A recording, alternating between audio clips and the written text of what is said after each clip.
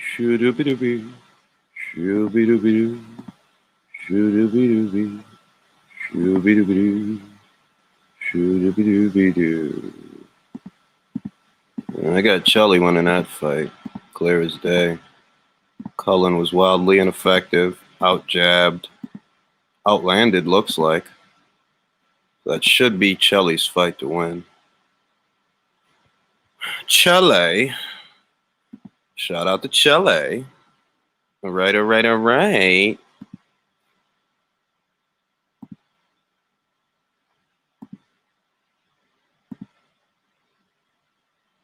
It should be Chelly's fight to win. Just more effective, busier, more in control. Better shots, cleaner shots. Looks like a Chelly fight to me.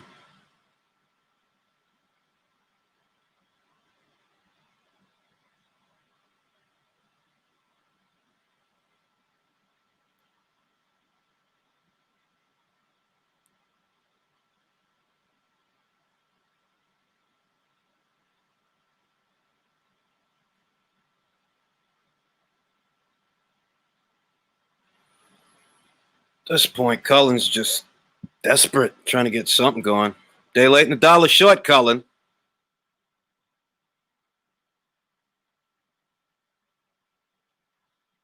All right, all right, all right.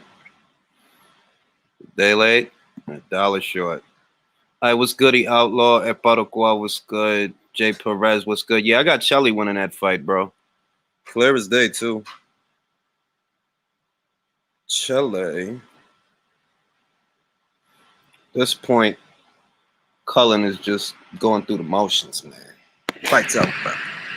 You ain't doing nothing, bro. Fight's over, bro. You know what I'm saying? We got a good weekend of action.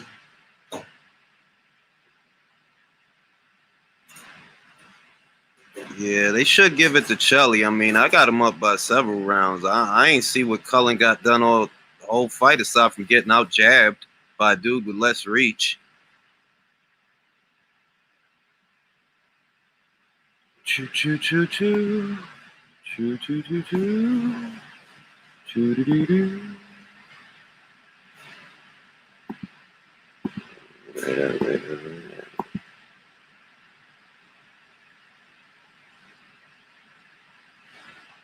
Hey, what's goody Jedi? What's goody Joe? Carlos, Joe. You know what I'm saying? Not Afraid was good. Jay was good.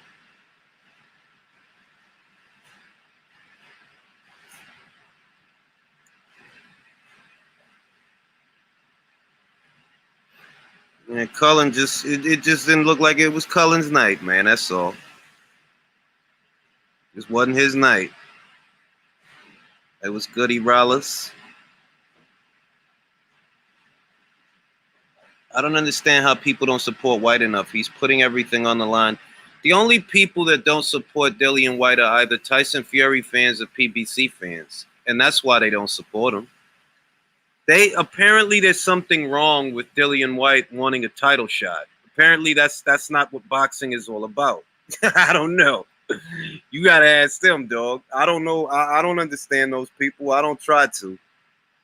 Apparently, there's something wrong with Dillian Whyte wanting a title shot that Tyson Fury owes him. There's something wrong with that.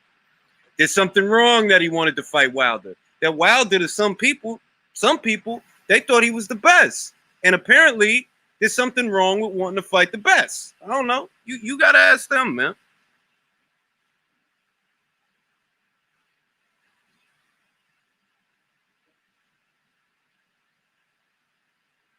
Hey, we see Dillian. We see Dillian going through the black gate, walking through the cobblestones, through the fence, through the thing, man. Dillian Whyte, man. I probably will. I'm gonna try to get an interview either this week or next week because I got a bunch of questions.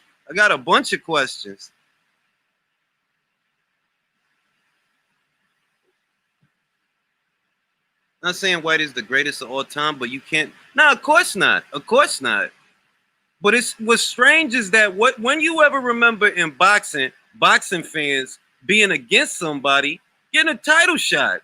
Like, bro, it ain't like the dude ain't been waiting a long time. Like, if you think that Wilder's the best, the Fury's the best, then Dillian Whyte shouldn't bother you. You shouldn't even be worried about him. But that's why they complain, because they are worried about him. They are afraid what will happen if he get to fight those guys. And I'm not telling you that he would win. I'm just telling you that the way that they acting scared. Like, they acting scared. For all I know, Wilder would have knocked him out. For all I know, Fury would have dominated him. For all I know. But the way that they acting about the fight, it give you the impression that they scared. Or something, that there's just something about him they don't like. Because you're not going to tell me it ain't no money in a Dillian Whyte fight. He got Oscar Rivas $1 million. Oscar Rivas couldn't have got $1 million fighting Luis Ortiz or Dominic Brazil. None of them guys. That was good, Virtuoso. Split draw. That what? Yo, get out of here. Get out of here, bruh. How is this a draw? Yo, I figured they invested in Cullen, man. They invested in Cullen. They threw that dude a lifeline. That shit was not no draw, bruh. You got owned, bruh. You got out jabbed. You got outworked. He was better than you off the back foot. That's wild, bruh. Like, they was invested in Cullen, man. That's what that is. Because this dude ain't get nothing done the whole fight. He didn't do nothing the whole fight.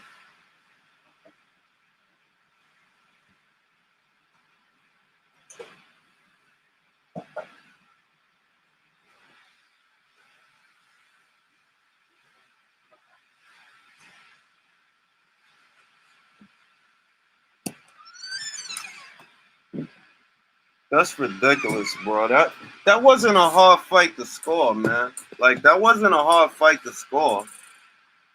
That was not a hard fight to score.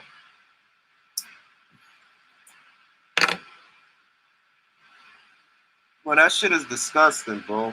That's disgusting. That wasn't a hard fight to score.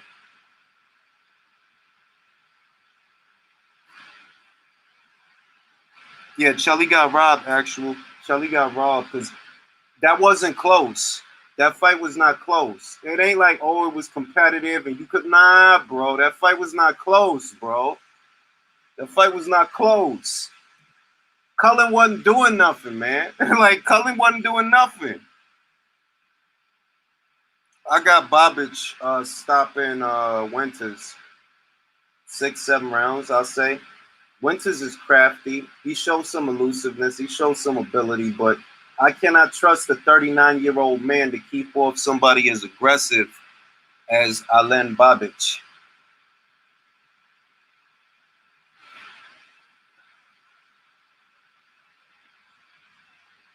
I can't trust a dude that just got stopped, who's 39 years old, to keep off a puncher. Even if the punch is green, it's not necessarily that I'm overconfident in Bobic. It's just that I don't trust Winters. Shondell Winters has seen too many Winters for me. That was goody, John. About to throw this link in here, get John in here. I cannot trust a 39-year-old man who got stopped in 5 in his last fight against the puncher. I can't do it. And I realized that Bobic is green. He's only 3-0. This is a step up in competition for him, if I'm being honest. He better than them first 3 guys that Winters is better than them first 3 guys that Bobic fought.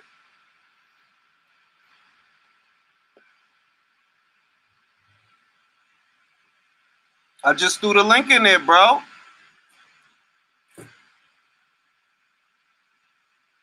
That was Goody Base. Yeah, that was hometown cooking, bro. That fight was not hard to score. It wasn't nothing hard to score about that fight, man. That was an easy fight to score.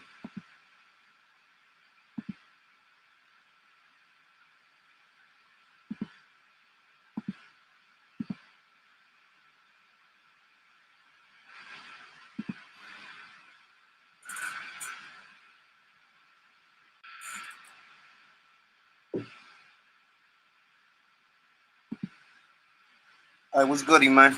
Hey, what's going on, Julius, man? Just stopping by to say happy fight day. Everybody enjoy the fights, kid. It's gonna be good one. Couple of Yeah, hours. We already got what? 2 more hours, baby. yeah, we got this.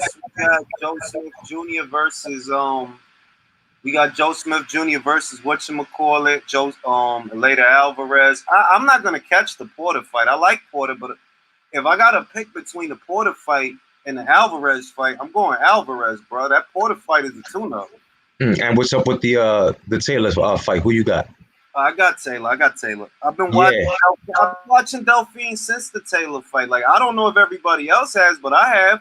She fought Helen Joseph and she couldn't get Helen out of there. Helen came up in weight for that fight. yeah. It's gonna be a barn burner. I feel it's gonna be a nice barn burner. Yeah, it's gonna be a good fight, but this time what I'm thinking is Taylor gonna win this fight with her feet, not her hands. She gonna win this fight with her feet.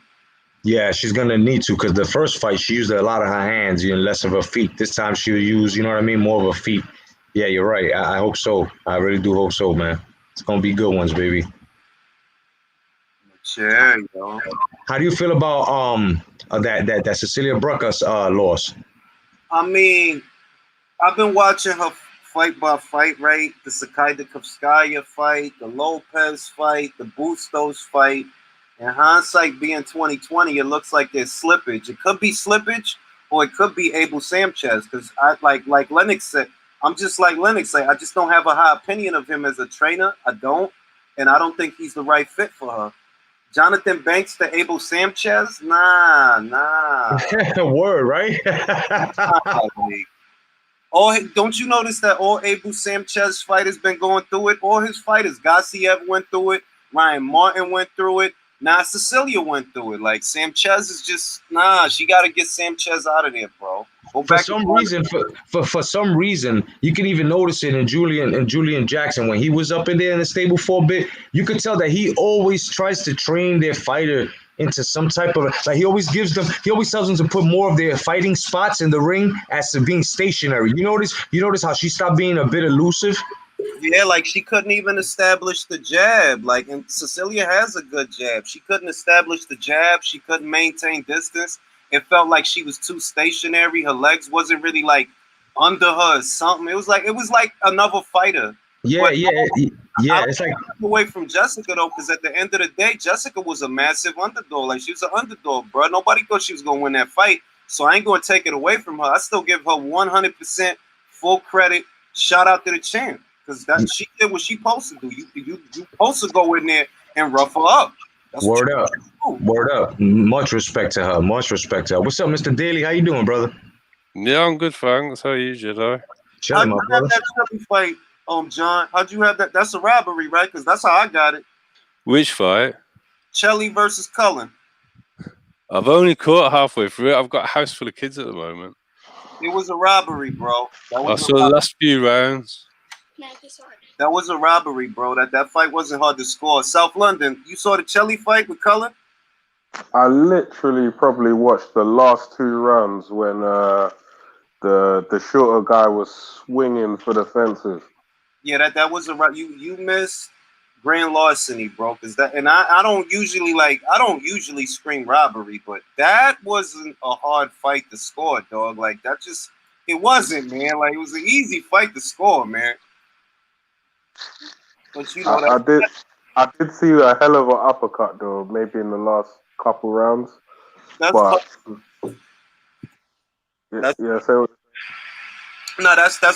man. You got to see at least one robbery per card.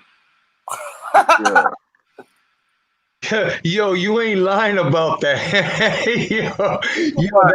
That's like the norm now. Okay, you gotta see at least one robbery. Yeah, it's like going down. It's like Harlem in the 80s and 90s, man.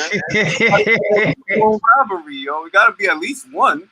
At least. Well, when you say there's a robbery, who won? Who won, in your opinion? It should have went to Chelly. It really should have went to Chelly from start to finish. Chelly don't even got as much reach as Cullen, and he was out jabbing this dude, catching him off the back foot, landing big right hands, drew blood. Like it was like a simple fight to score. It was simple. But like I said, it ain't boxing if it ain't robberies. It got to be one. Yeah, so was it as bad as the Rowley fight last week? Not all right. Not as bad or brazen as that. Not as Okay. brazen, but still obvious. But still, it's like Because what I noticed was Zelly got a really nice jab, but when he was following up with his right hand, he was pretty inaccurate with it. yeah, If he'd have got cleaner punches with his right hand, he might have done a lot more damage to him. yeah. I agree. He was off the mark with the right hand. Like he His meant, jab was really nice. but his jab was there for him. The jab, the The counter jab jab. was a good jab, and he was really he's beating him with it. And that kid's like he's a 6'3" super middleweight, isn't he? I don't understand how the long kid didn't really have a good jab at all. All Making right. me think of Lawrence Okoli. Yo, Tall fighters who can't jab. I got Lawrence. If I'm being honest, I got Lawrence winning the Glavaki fight, but I think he's gonna win ugly. Like it's gonna be a shitty fight to watch. Until Lawrence learns how to employ a stiff jab, I just don't want to watch him fight. Yeah, he needs a trainer change because for a dude to have those kinds of dimensions and just constantly be in the pocket or collapse the pocket, you always in a fucking clinch. It's like, bro, you big for nothing. You big as shit for no reason. What I think it is he's very physically strong. And when it comes down to clinching, the stronger man will normally win the clinch. So I don't think he's got enough faith. He resorts to it. Like it's almost like he wants to be close to the guy because he's not confident long range. Yeah, but that's what I'm saying, Julius. He's confident in his strength, but not his left hand.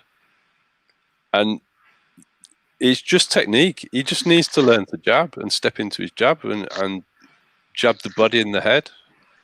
He's the 6'5" cruiserweight. For what it's worth, when he does get through with a clean shot, he hurts guys. He's got power. Yeah. He's not confident with the left hand. He just throws these sort of limp, pouring, inaccurate jabs. Lawrence Okoli's jab is like a blind man reaching for a light switch in the dark. He another one that needs Jonathan Banks. Matter of fact, get him Sugar Hill. Yeah, but there's plenty of people in the UK that can teach how to jab. Like one of the things I like about your guy Daniel is his jab. Yeah. So nice, straight, stiff jab. It's a power jab. He steps into it. Yeah, like that's all that. Whatever anybody is going to say about Frank Bruno had a fantastic stiff jab. All right, we got Alen Babic in the ring. We got Sean Delcine, too many winners in the ring. Let's get it.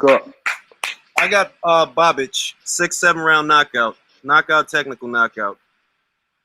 For those that aren't aware, this is an 8-rounder. Yeah, I can see an upset in this fight. I don't know. It's because it is a step up. That's the thing. It is a step up. Shondell's better than the last 3 guys that Babic fought. So you got to get that. And I think he's not going to come to lie down. He's going to come to fight.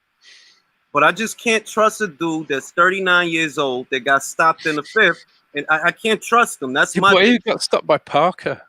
Yeah, but that's level above. He coming from that. Like if he would have had like a fight, 2 fights, I'd have looked at it different. You coming from that to fight another puncher who's more aggressive than Parker, because Babic is more aggressive than Parker. Yeah, I don't trust anybody as a puncher until I've seen them knock someone decent out. So is Babic that much of a puncher? Kaunaki looked like a puncher for a bit.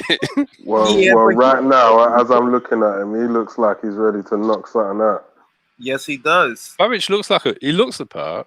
I just want to see him do it. He should go to cruiserweight though. He's too little to be a heavyweight. You need to go to cruiserweight. The dude is 6'1", 2 and change, like 220 something. You need to go to cruiserweight. Is he 220? You need to go to cruiserweight. He don't have the dimensions for heavyweight. He's not even that far above the cruiserweight level. He's not. He really isn't. So he and it's not like he's ripped to the bone, is it? Nah. I could go for Babic versus Yuri Kalenga. Give me that. Give me that. Babic versus Lunga Makabu. Give me that. I could go for that. If you make it through this, give me Babic versus Makabu. Let's get this shit, Alain. He got beef with Philippe Hergovic, unless I think this is the guy that got beef with Philippe Hergovic too. He don't like Philippe. Already, man. Giving up ground. This dude is way too aggressive for a 39-year-old man.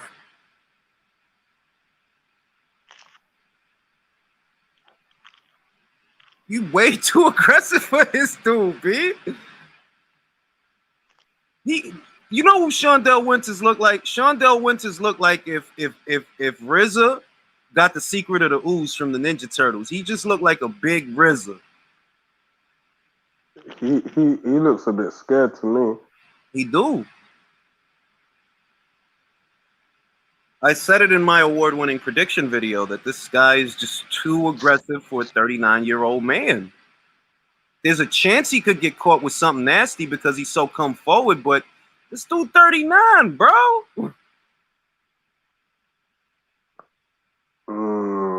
He's just eating jab after jab.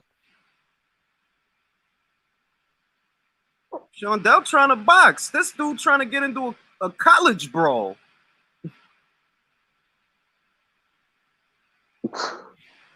Wow. I'm trying to get into a barroom brawl out here. Get this shit, Alain. Get this motherfucker. You know, sometimes when fights start and people like try to feel each other out, none of that for Babbage. He's like, listen, this guy needs to go now. Because he was talking all that shit. You were talking all that shit. You be talking shit. Not the Croatia. Talk shit to the Croatian sensation.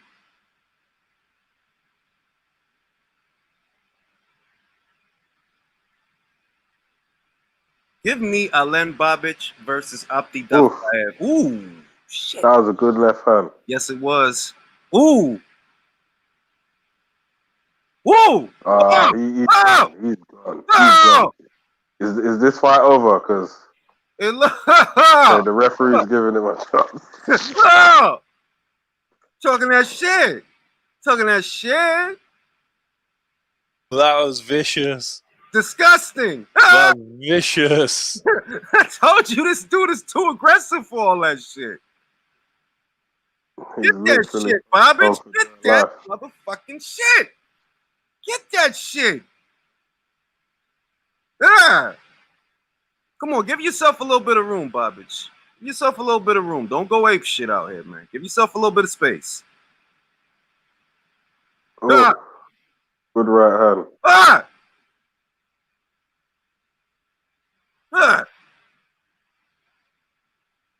Shondell seen too many winters. Oh, well, at least he survived the first round. He just got to give himself a little bit of space. Give me Alen Babic, Abdi Daftaev for the concussion belt. WBC. Julius just wants someone hurt. For the WBC hemorrhage belt. If he makes it to the fifth round, then I might have to put some respect on his name. If Babic knew how to take half a step back, he'd have had him out then. Yeah, because that's he's smothering. He just totally smothered himself. When Shondell went on the back foot and tried to box a bit, Babic was actually having more success at the end though, because he had space to land his punches. Look at that left hand. That was horrible. Yeah, that was horrible. The angle of his head there. Oh, yeah. But I'd like to see Alan go down to cruiserweight. Yeah, I would like that. Give me Alan versus Arslan Gulamarian, Lunga Makabu, Yuri Kalenga. All that good shit. Because they all fight as well. Yeah, they're all punches down there. Give me Alan versus Miras Breedis.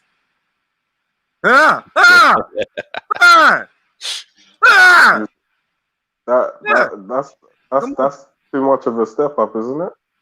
Pour on the gravy, Alan. Pour on that gravy.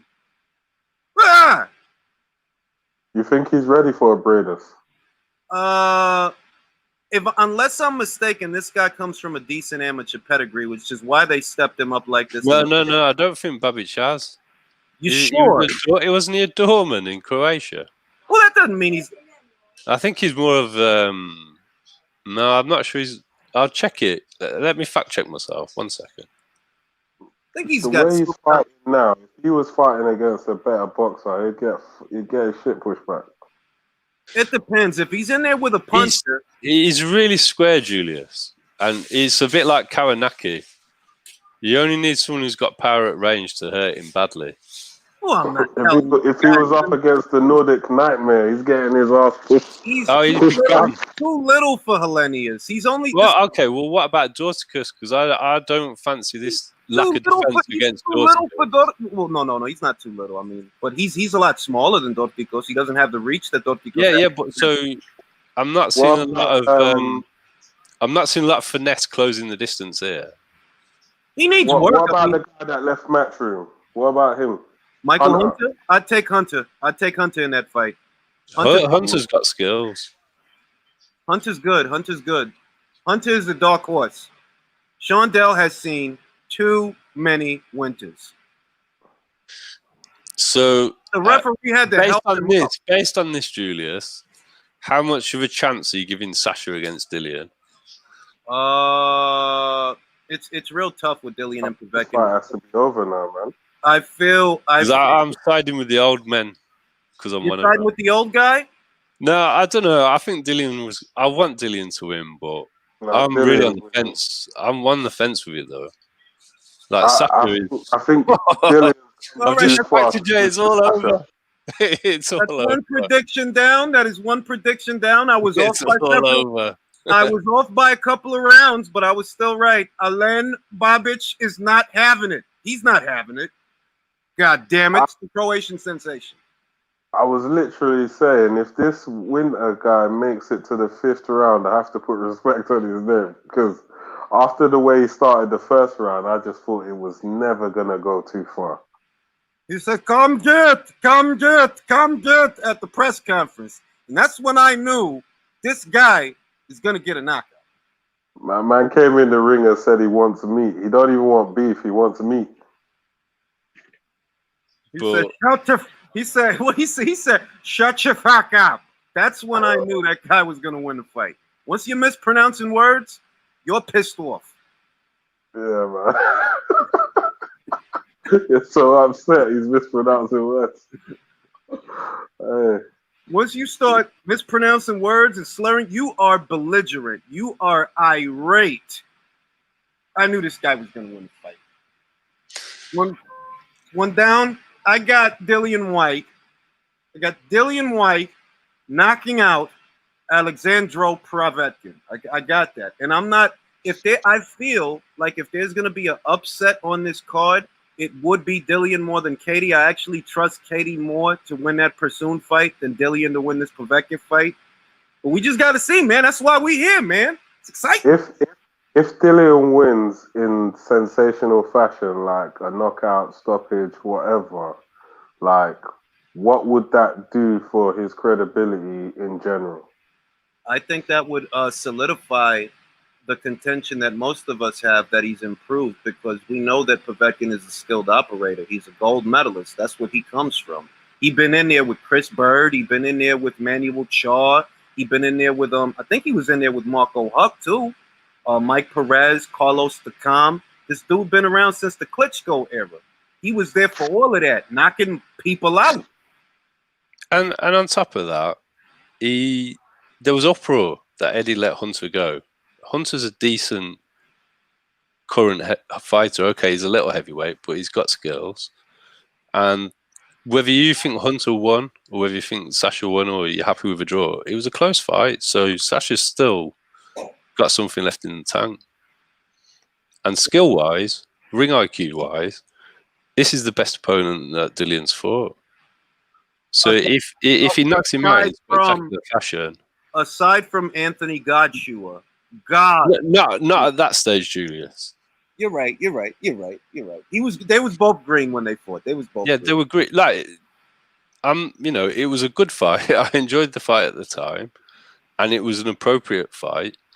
But in terms of ring IQ, experience, and skills, this is the best opponent he's had. In terms of physicality, AJ, but that's at that point it was based on his physical presence more than anything, really, wasn't it? I think if they fight again, it will be a more accurate assessment of where they are. And the people I'm talking about is AJ and Dillian, just because when they first fought, as you said, they were green, but the difference is that AJ had Team GB and all of that type of training in his background, whereas Dillian, he didn't really have any solid people behind him at that time.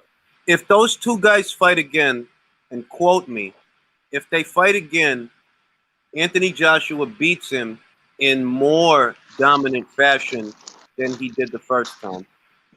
Because I don't think that it's going to be a tear-up the way that it was the first time. I don't think. I agree, Julius, a bit on that, and it isn't really a knock on Dillian. I think Joshua's shown me that he's able to improve at a faster rate than Dillian is. Dillian's got a lot better, but he's still got issues with his balance that I don't like. What I really want to see from this fight from Dillian is a good gas tank, because until he sorts that gas tank out, he's vulnerable at the end of any fight. Yep. Because Rivas putting him down and Parker putting him down, to me, was just an indication of a poor gas tank, not really anything else. But Dillian looks in really good shape, so I want to know if it's going to translate. I mean, he's 5 pounds heavier than when he fought AJ, but he's carrying less body fat. So it'll be interesting to see whether that translates to a good gas tank or he's just got loads of useless muscle. Let me ask this. Do you think this fight ends in the first half or the last half? Povetkin and Whyte? Yeah, regardless of who, if you have someone winning by way of knockout, do you have them winning by way of knockout in the first half? My official prediction that I did was 7 to 10 for Dillian by KO. But it's that close. I can see every result. The one result I can't see is Sasha winning on points, because I think the home fight is going to get the points anyway. Yeah, I think Povetkin's good enough to go to the second half of the fight before getting his shit pushed back. It's hard. I don't know that it's going to be a left hook. No one's ever got Povetkin out of there before 7 rounds, have they? So yeah, it would be a big statement if he took him out in 5. This is the thing that makes it confusing for me. Povetkin has had plenty of time to rest, plenty of time to recover from the Hunter fight, plenty of time to go to Russia and let's be honest, drink some secret sauce and do what he's got to do. But if wasn't VADA testing suspended for a time, and didn't they make an announcement that VADA testing was going? Yeah, but what they did do was spring the retest. When they started testing again, they sprung that on people, and that's how Jarrell got caught out. So I'm sure Sasha wasn't warned in enough time to clear anything when they did start testing this fight. The Russians would have been the first people they went to test.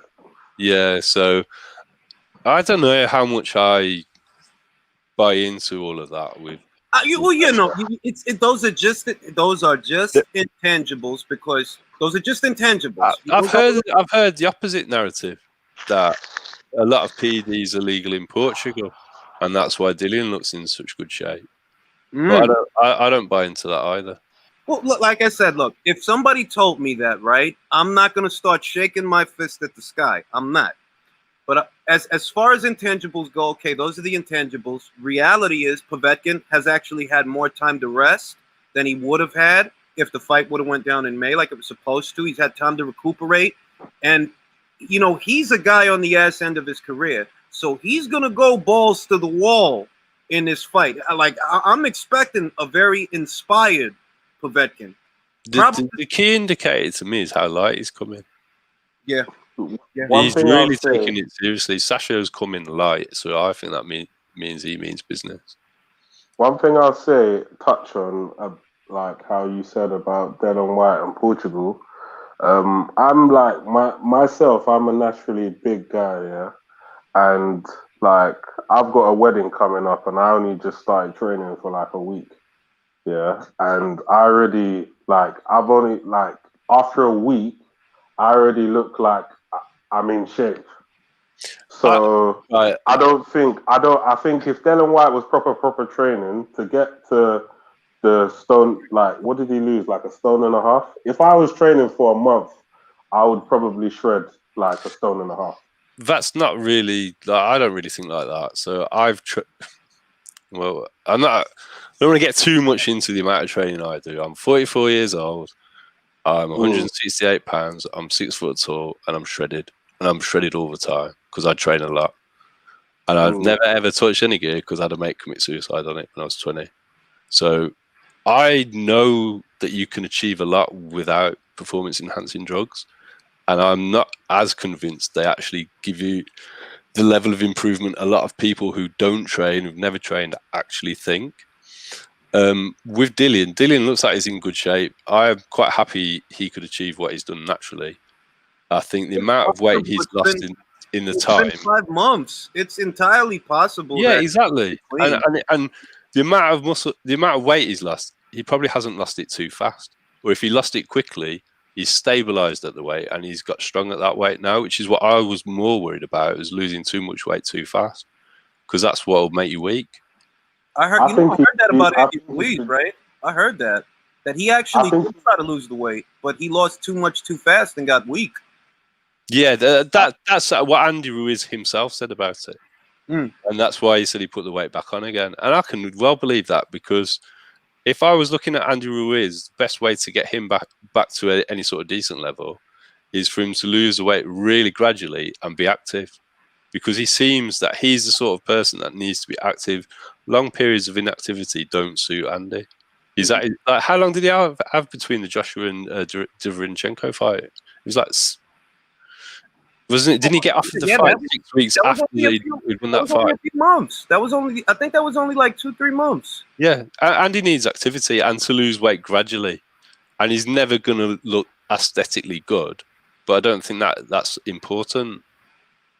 If he just needs, for me, I'd want to see him at around 250. I think he's fine. He still would not look good aesthetically at 250.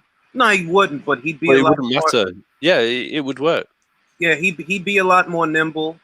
He'd have a better gas tank, better quality of motion.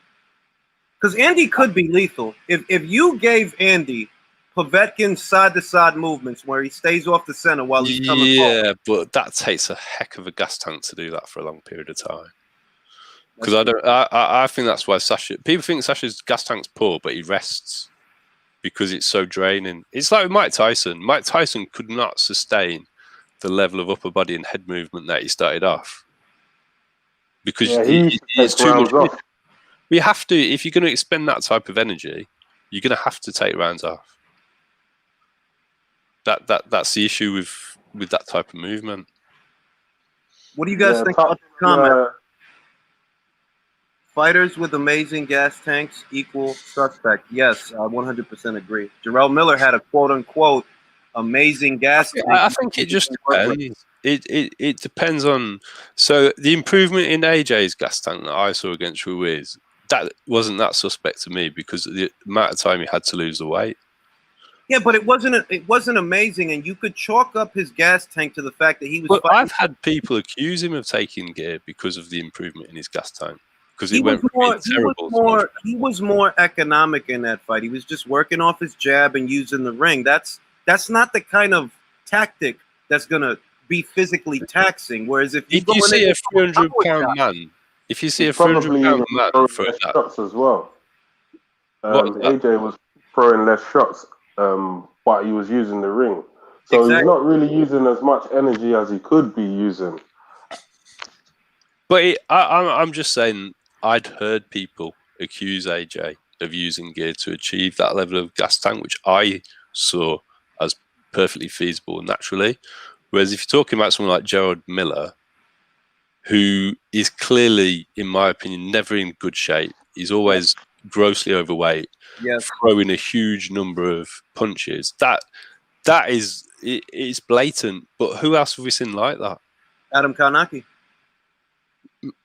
Yes. Yes, Adam Kovnowski. Isn't it the same principle? It's true. He's not the same weight though. I know he's grossly out of shape.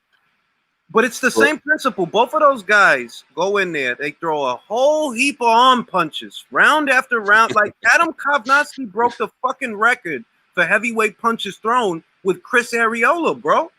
I thought that's true. But I still think it takes a lot more to do it at 300 pounds. And what does Karnacki weigh? Like 230? I don't know. Although he's a bit blubby, he's not really that heavy, is he? 230? I don't think he's 230. That's modest. That's very modest. He's not tall though, is he? Isn't he only 6'2"? 6'4". Isn't he an Andy Ruiz 6'4" though? Yeah. Andy, I know is 6'4". Andy Ruiz isn't 6'4". If I go to his box rec, he'll say he's 6'2", and a lot of people question that. That's what I mean by Karnacki claiming he's 6'4". I'm not convinced. Well, then again, box rec says Canelo's 5'9", and I don't believe it. Yeah. So, like, well, I don't know what he was weighing off. I mean, maybe Karnacki was on the gear, but with Gerald Miller's Instagram account, he was always in the gym with bodybuilders. Yeah, so I mean, that's just a remember Adam and Jarrell, they close friends, bro. I know they train in the same gym. I don't follow Karnacki like that because I never really had those guys. Those two guys are actually close friends. Like they grew up together. So that's why I'm like, bro, if Jarrell over here and he fuck around on some shit, it wouldn't surprise me if Adam was on some shit. Have you been on his IG account, Julia? Who Adam and Jarrell's? Yeah. Have you been on Adam's? Yeah. So is he posting stuff with bodybuilders? Oh no, he posts family stuff. Because the thing with Gerald Miller is Gerald Miller was always talking about the amount of weights he could push in the gym, how big he was, and when he was like starting out, he was only 220, wasn't he? Yeah. When he got busted up, if you see him as a kickboxer, it don't look like the same guy. Well, even the sparring with Tyson Fury, he was only about 220 then. So he got busted as a kickboxer as well, I think. Wasn't that for an endurance one though? It wasn't like because he was on growth hormone, EPO, and that GW 15, 16 or whatever it was. Probably drinking Pennzoil too. Well, that's just what he got caught for. Hanging around with those sort of people in bodybuilders' gyms, like they just think everybody takes gear because that's all. Everybody in that gym is on gear, so they just assume that's a norm. No, well, look, there's this Ring IQ guy, and he said that what Jarrell Miller was basically doing with Anthony Joshua was projecting his own inadequacies on that guy because he just can't believe that you can be in top physical condition clean. He just doesn't believe it. I think I heard that video. I recommend everyone subscribe to him. Yeah, it's a good channel. It's a good channel. Shameless plugs. Nothing wrong with them. No. But with Karnacki, I don't know if I thought he was definitely on gear. I mean, I wouldn't rule anybody out, but I just wait until.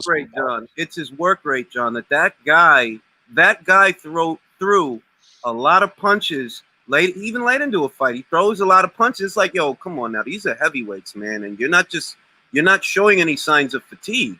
You're not showing any signs of letting up. Yeah, that is a little weird.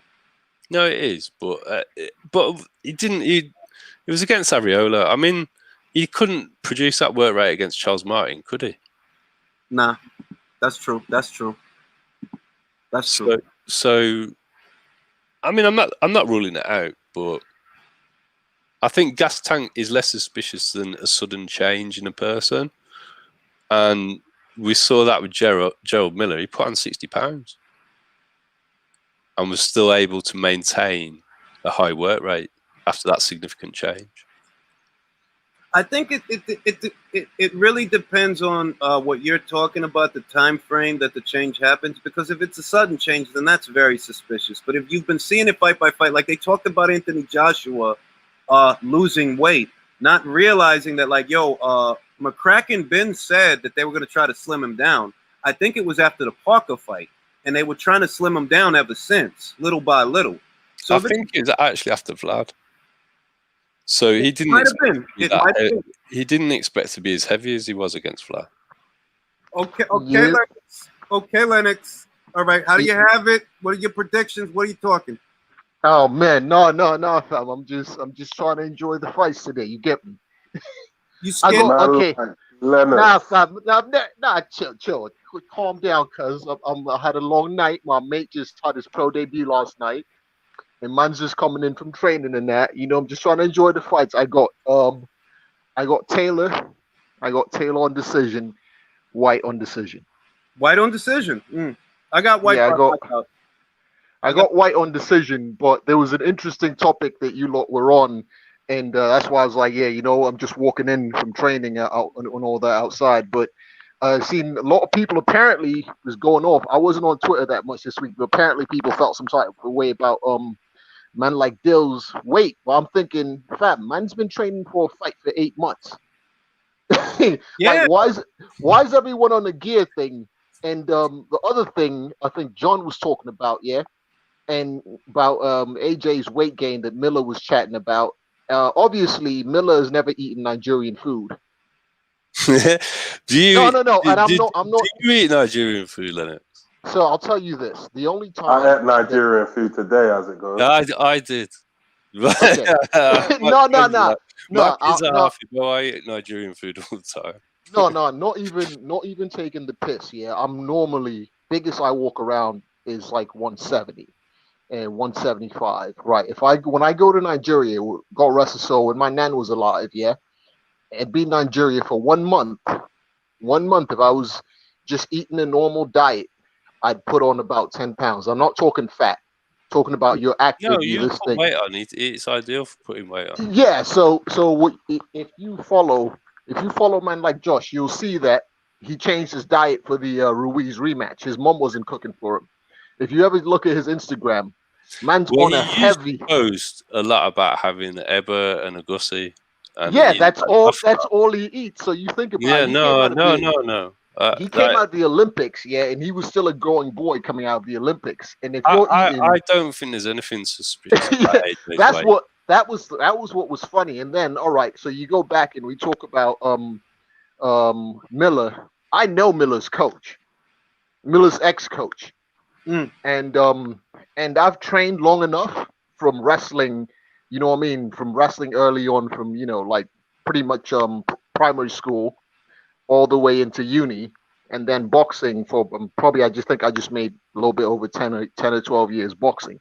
What I could tell you is that there's something called gym culture, and I get highly suspicious. It's like, you know what I mean? I hate to use this analogy where, every girl's out and they're like, oh yeah, my friends are like this, but I'm not. Really?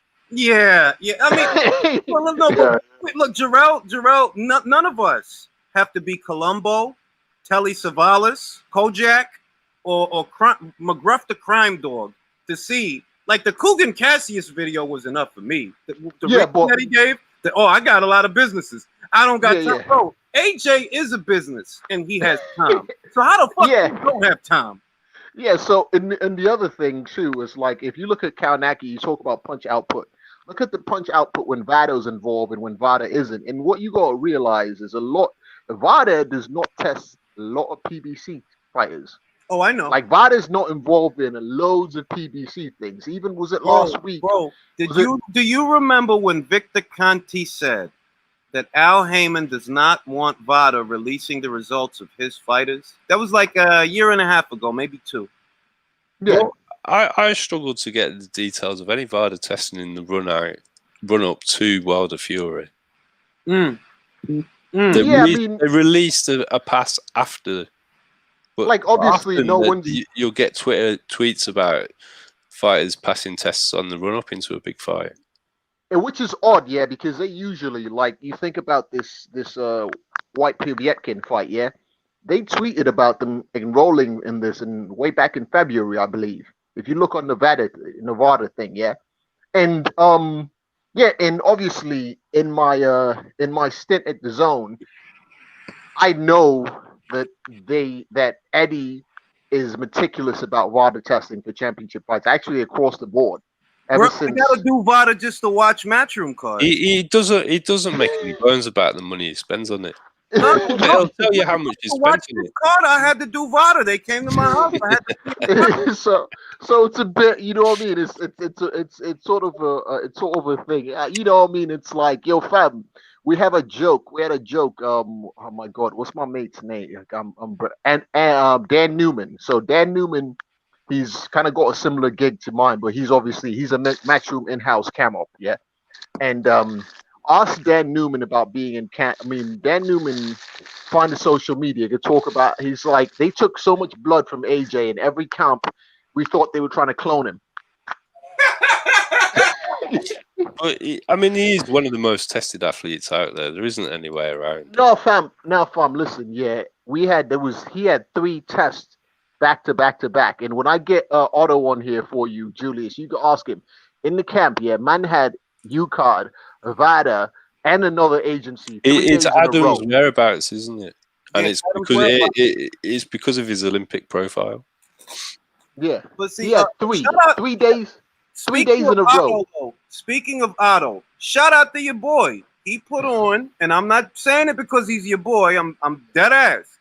No, I know you don't respect Otto, but I was telling you even He put before on a the very Fury nice, fight. maturated performance. Nice jab, nice back foot game, nice movement. He looked a little rusty, but ain't everybody rusty right now? Look, No, he was. I'll tell you why. He can't really still put pressure on his legs that way, coming off the ankle injury. So it was a different game plan from Joey. Like, he wasn't really like Otto's a bit more fleet-footed than you saw. And when he's proper fit and totally healed from the leg injury, you'll see like that lead hand is active. He's proper fleet-footed. Nah, you don't got to give him props for me. Just remember that before the Fury fight, when everyone was going, nah, man's a garbage can sweeper and that, I told you, I was like, fam, this man's gonna give him problems. Look. Hold on, wait. I had seen Otto once, and that was on the Clarissa Shields versus Christina Hammer card. And off of that, if that's what you had to go off of, like me, you're like, all right, well, Fury shouldn't be fighting this guy. You should be fighting Dillian Whyte. They ordered you to fight Dillian Whyte. You should be fighting him. So that's at least for me. That's where the sentiment came from. They're like, all right, you fought Tom Schwartz. Now they ordered you to fight Dillian Whyte, and you don't want to do that. You want to fight a guy who nobody never heard of. And when I did see him, I just didn't like what I saw in that fight. Okay, so here's another thing that I'm going to bring up, about the Fury situation. That in a conversation with Joey, Joey said, and makes a lot of sense. He said Fury looks at a certain opponent as the toughest thing, and Fury's they're very afraid of wear and tear. So he's looking at it like he wants everyone else to run this gauntlet because he's thinking that the theory is that Fury thinks AJ's going to have more wear and tear fighting his mandatories or going through a lot more tough fights, and he could get these soft touches, essentially high-level sparring or public sparring sessions, and come in fresh. Mm-hmm. Because if he goes through, doesn't matter if he beats Whyte, he's coming out with a little bit less, and he definitely knows he's going to need everything. Everything plus the kitchen sink to beat AJ. So he's not trying to. He's been doing this his whole career, though, Leonard. Yes, he has. Oh yeah, but that's his whole thing. But now, when it really counts. But it's getting a pass for it because. Oh no! People are walking around. Not you, Leonard. Not you, Leonard. I can't. I know that what you're saying is true, but then you have to point out that being a champion is about defending your titles against the best opposition over a long period of time. Yeah. That's why I've got Joe up on my avatar. So trying to redefine. Look, Frank Warren is trying to pull a veil over everybody's eyes by saying, well, people don't want to see Fury versus Whyte. Hold on, dog. It's not about what people want to see, bro. All right, you owe him. So either you and I'm actually angry because now I know that the WBC won't strip him. They won't strip him. They won't. They left it contingent to Wilder versus Fury 3. Let's see what happens, Julius. Because if Dillian wins, he needs to get his lawyers out and enforce that deadline. Yes. And I was disappointed at Eddie for putting that tweet out. Like, fam, Eddie, you should read the legalese there. You've been doing this long enough. He Like, might Eddie be should have doing it to get understood the everyone league. talking, though. He might know that it's going to create more pressure And I'm because still people are happy with what Mauricio has said. But And I'm still on also, what I've he's been on. probably Eddie's probably wanting to make the match with Fury. Yeah, with but with on that one, Sav, Joshua. do you think that Eddie secretly wants Sasha to the KO, Dillian? No, he doesn't. Uh, No, he doesn't. probably He not. doesn't benefit. He doesn't benefit in the because- least from that. He doesn't benefit. Yeah. Are you sure? Because you have to think about this though, yeah. Think about this here for a second, yeah. There's Eddie's situation is a win-win, yeah. Because if he fights Fury, AJ fights Fury, he's gonna get stupid money. If he fights Dylan Whyte for undisputed, he's gonna get stupid money. The only difference is that the fight is the undisputed is in-house, so that's all the money coming to Matchroom. There's no split promotion or nothing. All right, hang on. So let me explain hold on. something. Let me say this. If Povetkin were to knock out Dillian Whyte, Matchroom and Eddie Hearn don't benefit in the least from that. Now Ryabinski, he'll benefit from that. Yeah, but hold on. So Mauricio has said that they will address what will happen with regards to Povetkin's mandatory and when that's called. And the fight that Bob wants to make and that Frank wants to make is Fury AJ. And who controls Pulev? I know you know the answer. I'm just pointing that out. Bob. Yeah, hang on. so could they just go straight to an undisputed fight after? Well, the thing is, if Povetkin wins, the deadline, and I read it, the deadline won't be the same. Povetkin won't have they're gonna vote on it. Mm-hmm. So all that they need to do, because I haven't announced any dates for any fights. If Povetkin wins, could we just see Fury and AJ fight each other and Pulev take step aside money? Because Pulev likes step aside money. He's like loads of times. Let me answer this. Why not just pay $20, bro? I mean, like I paid I paid whatever the annual shit is. I paid that. Why not just pay $20, bro? So hang on. Let me make a point that I'm not sure if you lot know. So Povetkin had a 3-fight get back deal after his loss to AJ. This is his 3rd fight. Mm-hmm. Yeah. Hang on. If he wins this, Matchroom has no clauses on him, so it's not in Eddie's benefit for Povetkin to win this. Now, if this was say the fight against Huey Fury or the fight against what's his name, Hunter, right, where he still had 1 fight left on his get back deal with Matchroom. Mm-hmm. Then they could leverage that for the mandatory. If he wins, he can go wherever the fuck he wants after this. So it's not in Eddie's interest. It's not about controlling Povetkin. That's my point, though, Lennox. My point is, because Bob controls Pulev, and they haven't announced the Fury Wilder, and they haven't announced AJ Pulev, if Povetkin wins, does that free everything up for AJ and Fury to fight in Saudi this year? Not exactly. You see, not exactly. Bob controls Pulev. So let's say you tell Pulev, look, Pulev, why don't you leave AJ the fuck alone for a couple of months? You want to make this fight. The problem is the IBF still has their deadline, and the IBF don't care about Bob. They don't care about Pulev. If Pulev says, I'll wait, guess what the IBF will do? They'll go to the next available contender. Okay. They want their shit done when they want their shit done. Well, if that's the outcome, then no. You're totally right, but I was thinking along the lines that Pulev would be pushed to one side to allow the fight to happen. Yeah. The thing with Joshua as well, that fight's been signed for 2021, so it shouldn't happen until then anyway. The ideal route to undisputed is AJ beats both his mandatories, and the WBC mandatory taking care of it. No, let me say this. If this fucking guy gets to skip Dillian Whyte, provided that Dillian makes it through, okay, then Joshua should get to skip his mandatories. Why? I see what the fuck you're doing. You want him to go through the wire, go through the fire, while you over here having your pick of the litter. You're talking about you want to have a fight before this year is out, but you don't want it to be Dillian Whyte, and you won't wait for Wilder. So who the fuck are you trying to fight, Manuel Shaw? Like, what are you doing, bro? I also think that the two things that Dillian does well are the two things that Fury's not very good at defending, and that's body shots and left hands. Yep. Yo, So fam, I think they know Dillian's going to give him hell. Yep. That's what I've been on. That's what I've been on, and that's when I chat to Joey and Otto, and they was like, "Fam, you just got to go to the body," and they got Josh stopping him if he goes to the body. They like he moves, he does all those weird feints and all that, but he's like, "Fam, you can't miss him to the body. You can't miss him to the chest. You can't miss him to the chest. And you can't miss him to the haven't got body." to be that worried about opening yourself up to Fury's punches as well, because he's going to get you out through accumulation. So if you're slowing him up as well.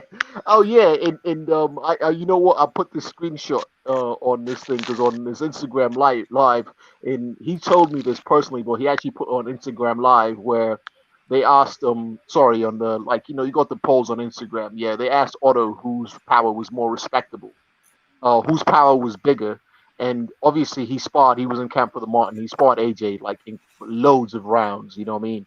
And obviously sparring with headgear and all that. And he said AJ hits considerably, like it's not even in the same range. And I'm thinking, well, if this man was hitting you harder with 20-ounce gloves and headgear, and you fought this man with 10-ounce gloves and no headgear, you still respect the other man's power, that tells me a lot more than actually having fought both of them. I'm gonna say it's not that Fury has all this power, and people aren't gonna like this, but I don't give a shit. It's because Wilder can't take a punch. Well, no, I've been on that. I've been saying that for the longest time. Right? I've been on that for the longest. I'm gonna spell it out for you kids. Deontay Wilder can't take a punch. That's why he's fought so few punchers. You see, the thing about Wilder is I think he's hidden behind these crap opponents for a long time, to the point where it's pissed me off so much, that my view of him is so skewed that I could even say someone who's trash could beat him. But London, that's how much he's pissed me off.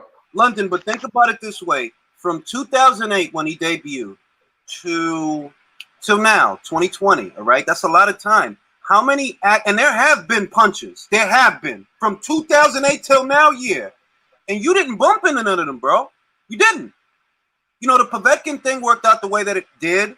That's really Povetkin's fault. But before that, when they were bringing you along so that you can make your bones as a heavyweight, you didn't bump into a Derek Chisora? Why not? No, but you know what? Yeah, it's interesting that you gave him a pass on Povetkin, because I don't. No, I don't just give him because, a pass for that either. Just because of the actual ruling of what happened, and then the fact that he had to pay Povetkin money in a court case because it's more he than just that. ran away from the fight.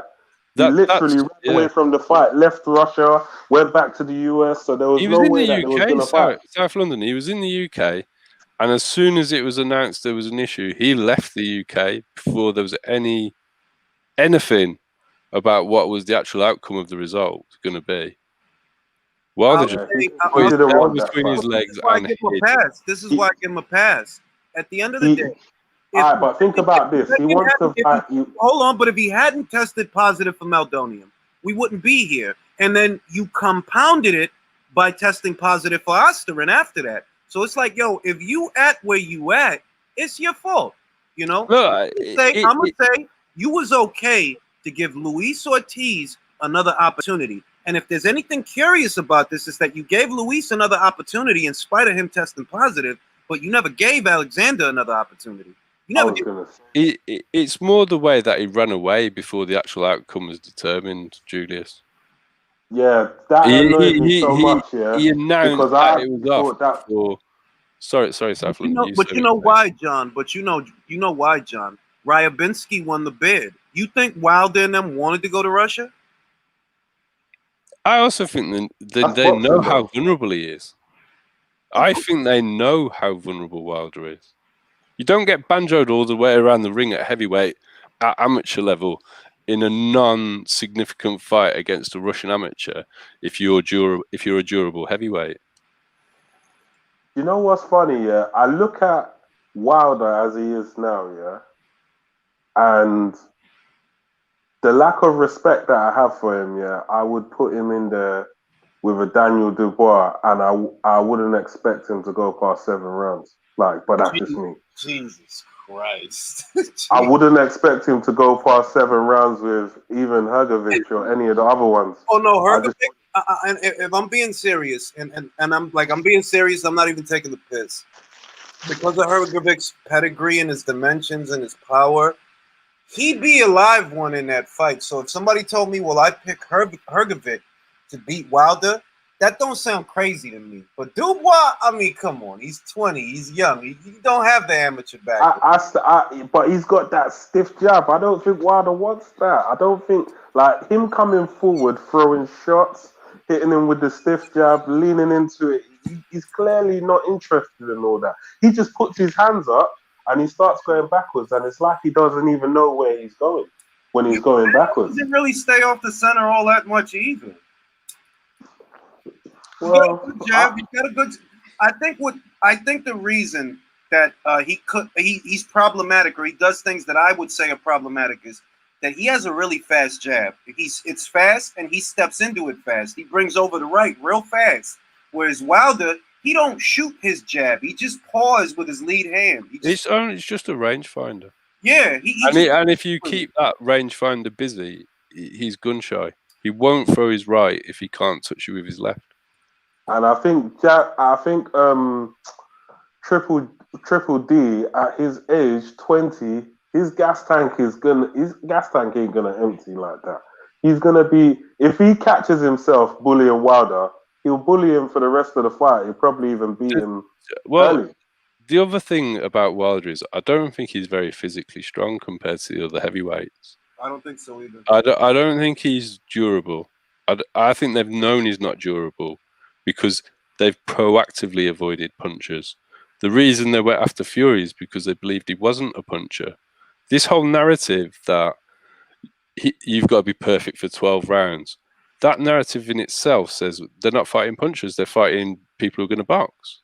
I think that Wilder, right? I think that, like with Wilder, the writing's been on the wall for a long time because he said he had 7 surgeries to the same fucking arm, right?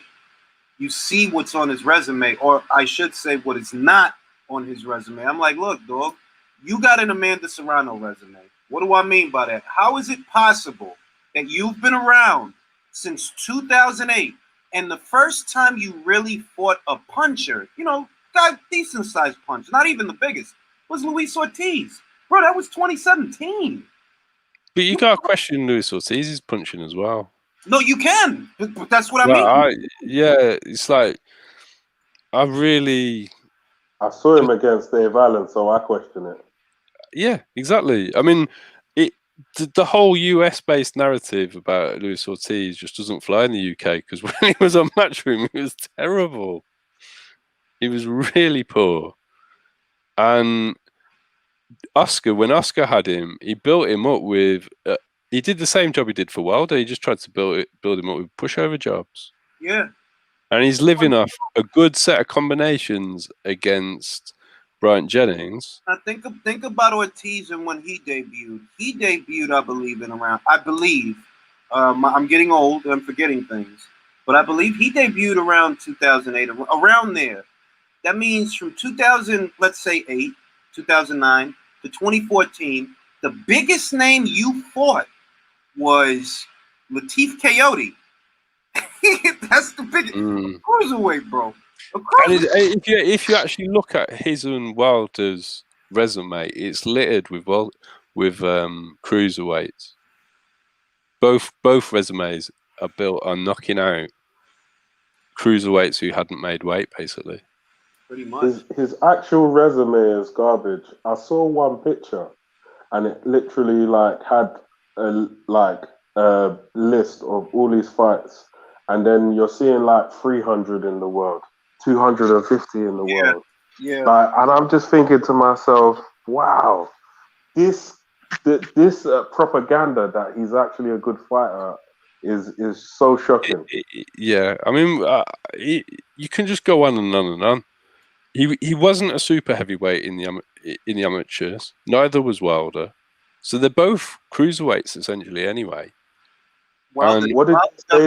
Wilder definitely could be. Wilder he ain't got to cut that much to get down the Yeah, curve. yeah, but if Luis Ortiz was 25, he probably wouldn't actually be walking around at the cruiserweight limit. It's only because he's 55 and he likes his food. I mean, he gets fat in between fights. Yeah, he does. Yes, He he gets does. really fat. All this talk, oh, he's a gym rat. He's not. I'm not too familiar with Cuban cuisine, but whatever it is that he likes, it must be a bit like Mexican food. It must just put weight on you. Most I'll say about Ortiz is he has skill. I do believe that he has.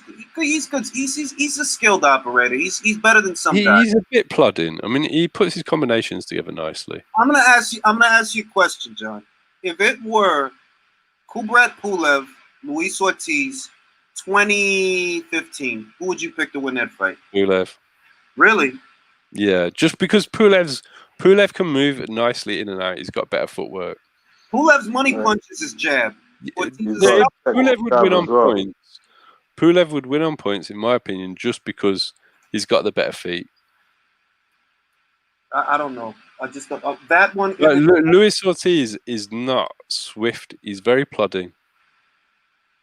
I think he's got a nice left hand as well. Yeah, he's got a good straight left. Good straight left. Luis Ortiz hands are fine, but I think Pulev would box him boring, and he'd get in and out nicely and beat him with the jab. It's a good scrap. Yeah. Yeah, he's giving it to him on the ropes, isn't it? Oh shit! Oh shit! Get that shit. Get yourself some room, man. Get yourself some room. Get that. Oh, shit.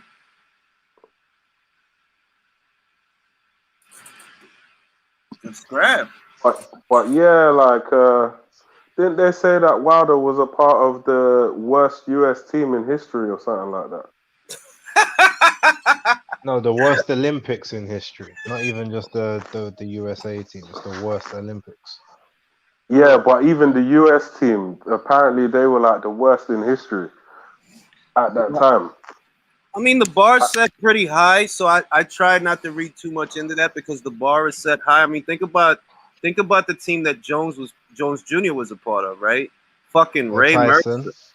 Bruh. Holyfield's team. Right. Holyfield's team's ridiculous. Those were squads, bro. Those was fucking squads. Like, so when they said that, I'm like, well, yeah, I mean, it might have been the worst, but it's because the bar is pretty high. Yeah, but I try not to give him too if much. you make the team, you would think that if you make the team, then you would know how to box. I'm gonna try to get a Natasha Jonas interview, and I'm gonna try not to fangirl everywhere. Will you be able to understand her? Yeah, I understand her. Like, what the fuck? She speaks English. Well, that's debatable. Is this because of the Terry Harper fight or what? No, I like Jonas. I wanted her to win. He's just Remember, a nice but guy. everyone up north is, a bit questionable, except for Cheshire. You what? Oh. Where exactly are you from? Can't you hear it in my accent? I know you're from London. No, where in London? Lewisham. Okay, I Borough. know Lucia. Yeah. Oh, okay. I'm gonna tell you the Ring IQ goals of the next 3 weeks. I want to get homegirl from Newcastle, Savannah Marshall on here. We're getting Natasha Jonas on here. I already got somebody coming on here, probably on Monday. But I want to get Natasha on here. I want to get Savannah on here. Got a lot of fucking questions. Okay. And if I can understand Savannah, who basically whispers when she does interviews, kind of, I can understand Natasha.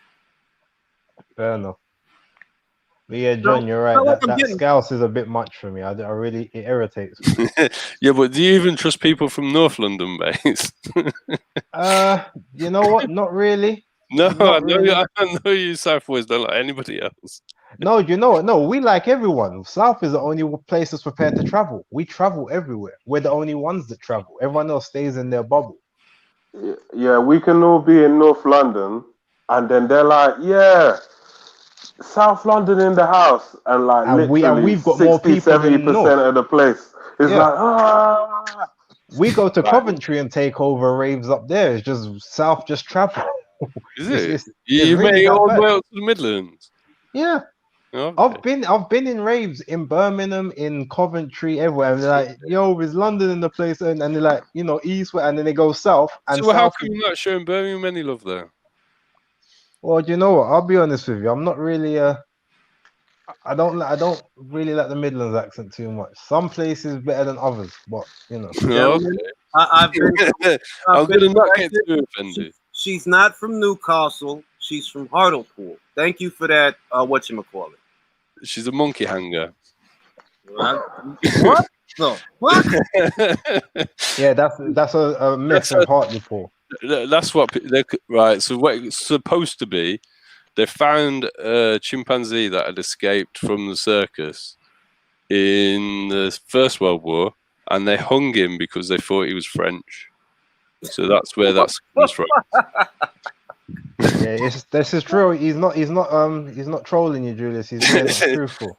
And if you see the mascot for the Hartlepool football team, he's called Hangus, and he's a monkey. Holy shit. Holy shit. Yeah. Well, I'm going to try to get Savannah on here. I got a lot of questions about 175, a lot of questions about 168, a lot of questions about the future. I want to get her on here. Do you think she can actually ever get down to 154? Do you think she'd try? No, not 50. I don't think she can make 54 healthy, but I do think she can make 60 healthy. That's the limit. I think she can. And if I'm being honest, and I'm not just saying it to be saying, I'm dead serious. I would bet on Savannah to beat most, if not every single girl from 168 to 160. Makes sense. What about being? Are you including Clarissa in that or not? Until I see her, the litmus test for Clarissa is going to be Franchon. But I think she, if I'm being honest, I think she can beat Franchon. If I'm being honest, she's got the feet. It's not just the power. It's not just the ambidextrous shit. She's got the feet for it. To walk Franchon into shots. She's a lot taller than Franchon. Franchon's going to have to get way inside to do anything. And Savannah is not a stationary target. She's got feet. She can move. Maybe the stiffest competition is that girl from Sweden, Eline Cederroos, maybe. And Eline is a newbie to boxing. Savannah is not. Savannah's the motherfucking truth. Shout out to Savannah Marshall. Marshall Mathis. Guess who's back? Back again. And Chantel Cameron, I got a video about her coming up. She's got tall order in front of her. Tall order. I like that kid, though. I've liked that kid since she was with Cyclone Promotions. I've liked that kid. That kid got a lot of upside, a lot of promise.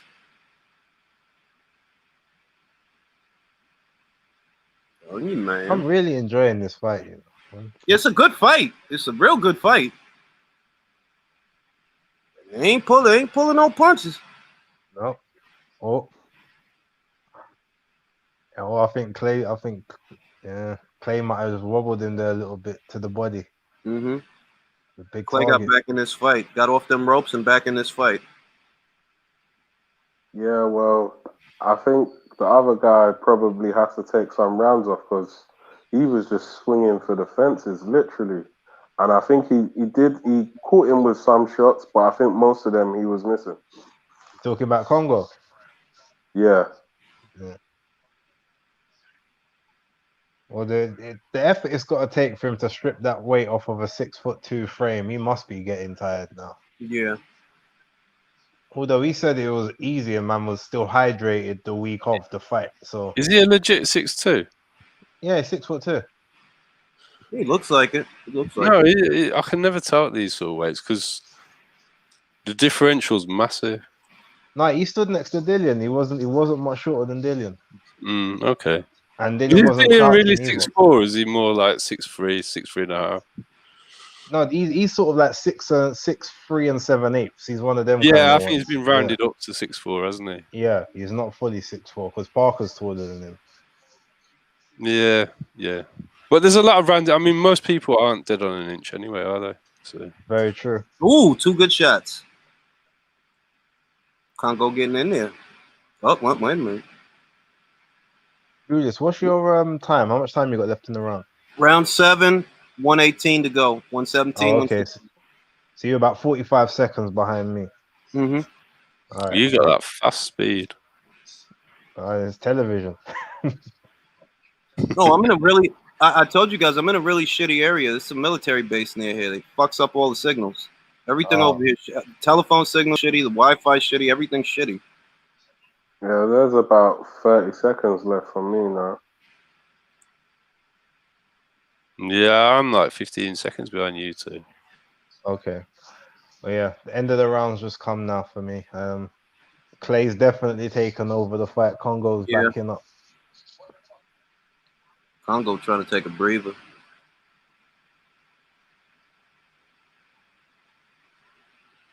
Better come out strong in the next round. Don't get Jesse Hearted out here.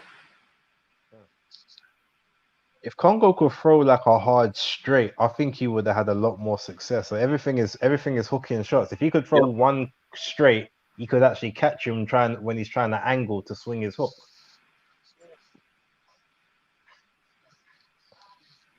Clay slips pretty good. Probably hard to hit him with a straight shot. But that's what I'm saying, because just the way that he's turning, obviously you can kind of judge. You see, okay, he's always turning to this side, he's turning this side, he wants to throw this shot, that shot. Like you should be able to catch him, because even on the replay just there, they were showing that he actually caught him with a couple good straights because of how Clay was turning to throw his shots. So if he could generate more power in it, then he'd hurt him a lot more.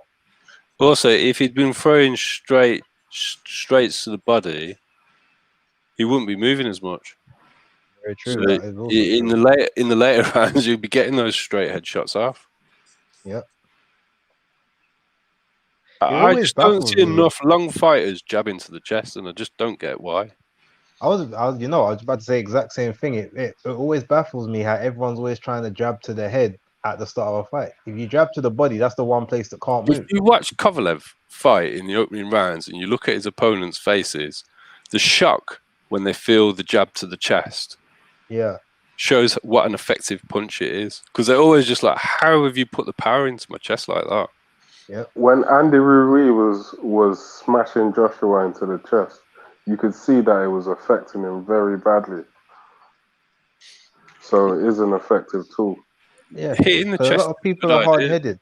A lot of people are hard-headed. You get to the body, soften up the body first, then start go for the head. That's what I would do if as my tactic. I wouldn't be looking for the head, especially for someone that's I know is a good mover. That's what they tell you to do. He can move his head, but he can't move his chest. Exactly. Yeah. That's probably why Fury don't want it with Delian. His body would get smashed real quick. Target. It's a big target. And you know he's gonna go there. He's gonna go there. He's gonna go to the body, and as soon as Fury drops his hand, he's gonna come over the top with some shit. Fury knows that shit. But I think most people know this. AJ did an interview in Dubai. When was it? It's like 2017, 2016. They asked him. It must have been around 16 because they asked him about Parker as an opponent. He hadn't fought Parker. They asked him about Wilder. They asked him about Fury, and AJ said he'd go to Fury's body then. Yeah, it's not secret. I know exactly what interview you're talking about. Where you're sitting in the chair. Yeah, it's in Dubai. He'd been like doing some ring stuff on top of one of their giant buildings. Yeah. Because that's the one where he said he didn't respect him because he ran for 12 rounds. That interview. Yeah, and it's the one where he said he'd slap Wilder around the ring. Yeah. But it's no secret that's how you beat Fury. I don't see what the... Oh shit. Congo's getting in this motherfucker. Let's go, Congo. It looked like he fired a straight shot there. Didn't look like it landed though. Wow. But he's getting closer with it. If he had been doing that from earlier, I reckon he could have. Clay's gonna get himself. He's gonna get a point taken off. He keeps throwing on the clinches and the breaks from the ref. You see, like you need that referee radar for those moves.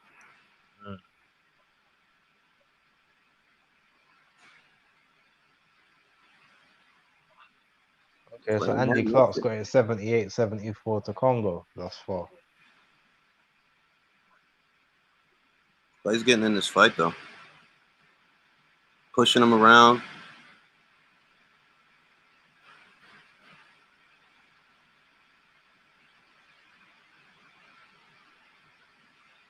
Nice little hook.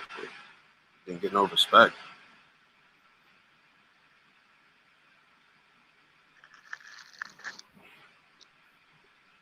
Hello. Coming up.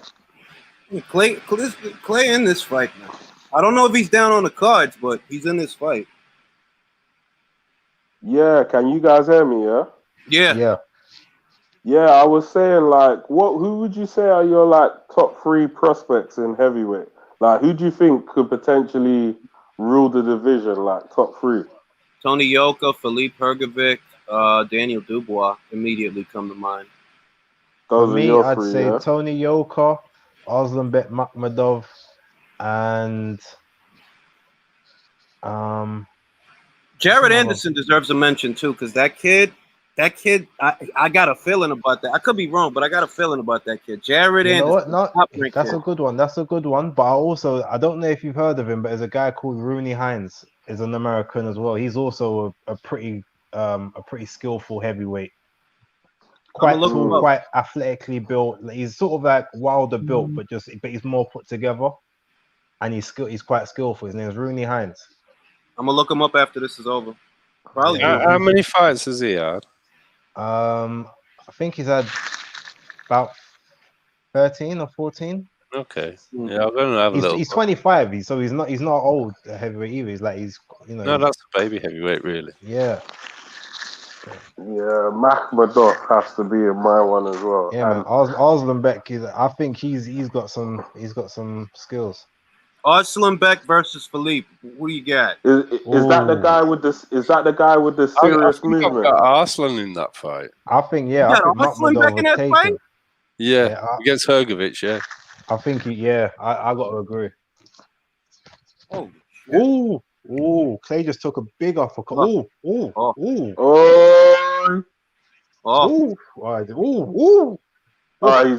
He's looking like he's almost gone. Yeah. He's tough, boy, because man should have If dropped he him. He's either survives tough or this, Congo can't really punch that hard.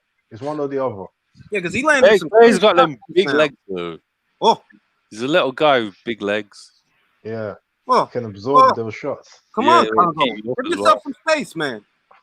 Yeah.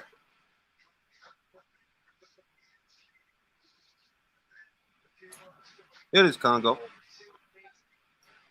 Jeez, don't push him into the fucking rack.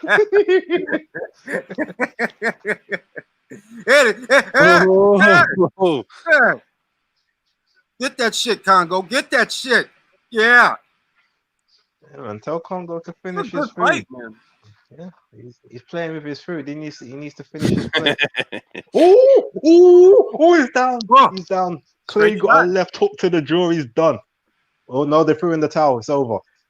He's getting hit too much. Jeez. I might have to leave. You're too far ahead of me. Oh yes. Oh, sorry about that. All right, I'll keep quiet for the next fight. I promise. I don't know. I might have to sort my kids out in a bit anyway. Well, put it this way, you're going to enjoy what you see in a moment.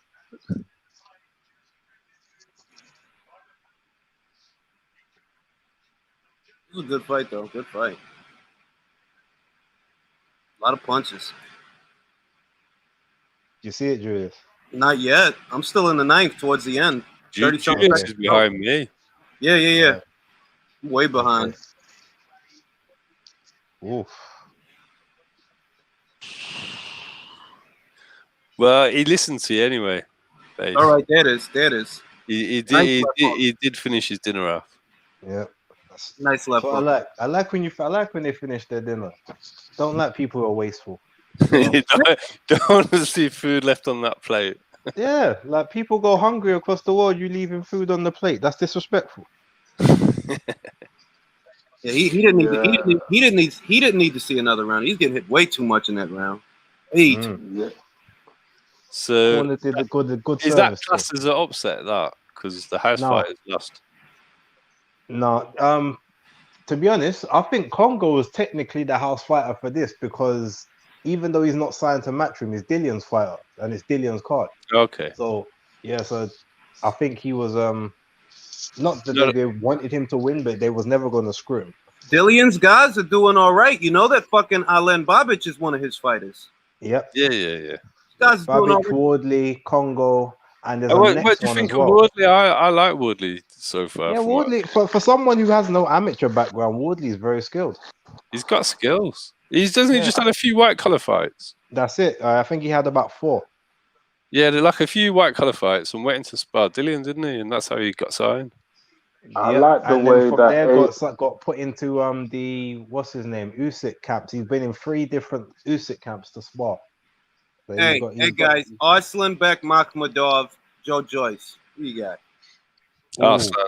I got yeah, Arslan. Makhmadov, because his uppercut is dirty, and Joyce is there for the uppercut all day. Joyce can be stopped. He's been hurt and he's hittable. If you can Yeah, deal I with just- his pressure, then you can hurt him. I just like I look at boxers, yeah, and not too many of them are actually scary. But that Makhmadov, forget about it, bro. If you see him in a dark alley, you best turn into Hussein Bolt, really. You know what? And another one who's technically, even though they're technically a prospect, they're not really a prospect, is Majidov. Like he's like, dangerous as well, but the only thing, he came into the game a bit late. But he's just a short, little, stocky. He's a bit. You like on about the guy that fought AJ in the world? In the world. He's got skills as well as he had a good power amateur. He knocked out can't say his name. The Italian that AJ fought in the final. He knocked him out in those games, didn't he? Caravelli or whatever. That's the one. Yeah, Magmadov knocked him out on the way into that final. Yeah, no, Majidov is a very he's a very skillful and heavy puncher, but he's like he came in as a pro he's at old, 33. bro. Yeah, he's old. He looks old. old. Pro at 33, so he hasn't got a lot of time to That's why I don't really call him a prospect, but he is a prospect. You know what I mean? He's So like a Joe Joyce. He's like a Joe Joyce situation, isn't he? He's got to move fast. Well, no, because remember, Joe Joyce didn't even like go into the amateurs until that 26, 27. Majidov's been in there since he was like 17, 18. Because in them countries, to be an amateur, to be an Olympic medalist and a world medalist, they rate it higher, don't they? And they pay them to train full time like the Cubans do. Yeah, it's so that they can get those medals for the Olympics. What title was this? What title was this? WBO Continental welterweight. Okay. What does that even mean, continental? Well, it just means so you pay the functioning fee. Yeah, it means the I think it's like one of those. It's a bit like saying the not the silver title, like they have like the intercontinental title before the silver. Yeah, but isn't it below the intercontinental? It would be but for the WBO, I think it is the intercontinental version. Oh, is it? They just got a different name. Actually, no. Do you know what I think it is? I think it's closer to the Commonwealth title. I think that's the status of the Continental WBO. I think it's like similar to Commonwealth. So you're just paying fees to try and get into the rankings somewhere, basically. That's what it is. Yeah. That's exactly what it is. To get on there, you got to get a shitty little belt. They're charging you from the get-go. We be crooks. Shit. So which fight is next? I think Taylor Persoon is next. Yeah, it is. All right. And we still got Alvarez versus Joe Smith Jr. Somebody probably gonna get hurt in that fight. I got Alvarez by decision, but with Joe Smith, what time's that on in your time, Julius? That one is gonna be, I believe, 8 p.m. Eastern time. So that's 1 o'clock over here. Yeah. Oh, Julius, do you get any equivalent channel to Channel 5 over there? Yeah. Because you know that there's fights on Channel 5 tonight as well. Yeah. The Sean Porter Formella fight, but I'm gonna be by not that. I mean, sort of our Channel 5 over here. We've got it's like one of our terrestrial. Shaq Pitters and Chad Sugden and Isaac Chamberlain's coming back in. No, we don't. Yeah, we don't have an equivalent for that. I can't remember who he's fighting. I'll double check and I'll let you know in a second. Okay. Because our channel or an equivalent to your Channel 5, I don't think we have one on our side. Not an equivalent. Okay. Who's putting those cards on? Is it that's like a pure domestic card, isn't it? It's a Mick Hennessy card. Is it Mick Hennessy? Yeah. Okay. He's got his Channel 5 deal. Oh, my mistake. Yeah, the Sean Porter card is the 8 p.m. card. That's when that and the ESPN card is 10 p.m. Yeah. I got them backwards. What? So that's like 3 a.m. here, isn't it? Yeah. All right. I mean, Isaac Chamberlain's fighting Anthony Woolery. He's 2-2, so probably just like a They're tick out. just trying to It's get a comeback back. fight because remember he's been out of Yeah. the ring for almost 2 years. Yeah, so, it's been ages. Is yeah. it 2 years? the best fight on that last fight was in October 2018. the best fight on that PBC card is the Fundora Gallimore fight. Aside from that, there's nothing there to see. Joey Spencer. I don't want to watch Joey Spencer. I like Sean Porter, but Formula. No, I found a website which I can get streams to all of those fights now. Finally, because I couldn't watch any of the US fights because none of them were on UK TV. What happened to that ITV deal that they supposed to be able to show PBC? That went nowhere. No, that fell out years ago. It's like that was 3 years old, isn't it? Since that the went. last fight they put on there was Garcia and Spence. They haven't had one since. Wow. Because I think they just lost money. Al Heyman was just teething money from ITV. I don't think. How long did it even last? The thing is, yeah, 12 months. About 5 months. No, Yeah. 4 months. Because it was started in January and it was gone by April. It just dropped off. you see, the thing is, Al Heyman's a G, you know. All these companies, they see his business model. They know they're gonna lose money, and they do it anyway. Like Al Heyman's a flipping G. I don't know whose powerful daughter he's giving it to or whatever, but bro, He's claiming reparations corporately. okay. That's gotta be it. That is a sick answer. Because he's That's absolutely actually the no best finance. explanation for the whole Al Heyman model I've ever heard. I'm actually annoyed, you know. He's getting all the reparations for himself. I'm actually annoyed. Man, like if anything, that's a real cash cow promoter there. Like I don't know, because it seems like he's been bouncing from network to network for so long that it just seems like he's hemorrhaging money or he's losing money and he has no choice but to go elsewhere. Remember last week's card as well can't have done him any good. He's lost one title on the scales and the other just the worst robbery I've seen for such a long time. Exactly. Yeah, but Julius, you got to remember, he might be hemorrhaging money, but he's not putting any of his money into it, so he's fine. Yeah, but it's going to come to an end at some point. It will do, but at that point, he'll still be up. He'll still have money in his account because he making money. The thing is he making money? Where is he making? He's making money off of the deals. Remember, he's getting the deals to. He's probably just getting paid like a salary. He's probably just like, and he's getting paid everyone's purses. He's getting paid. They give him like £150 million deal, and he'll put on whatever, lose them the money, but he's still got his wad of cash in his hand. And he doesn't he take a percentage of all of his fighters' purses as well? That's how I heard it. Yeah. I don't think money. that much, to be fair, because a lot of them say he doesn't take that much, and that he but it's out of all of their fights, though, isn't it? Yeah, anyone on the PBC. So individually, it's not a lot, but collectively, it's got to be a good amount of money. Yeah. Well, it's got to be worth doing, so I'm sure it's worth doing. Someone in the comments said he gets 15%. That was the best way to put that shit. It's got to be worth doing, so sure it's worth doing. That's the best way to put that shit. But he needs the 2 pay-per-views to be successful that are coming up. Realistically, I can only see one of them doing well. Leo Santa Cruz versus Gervonta Davis, bro. That's the same night as the UFC card, bro. Yeah, that's only one of them going to do well. There's only that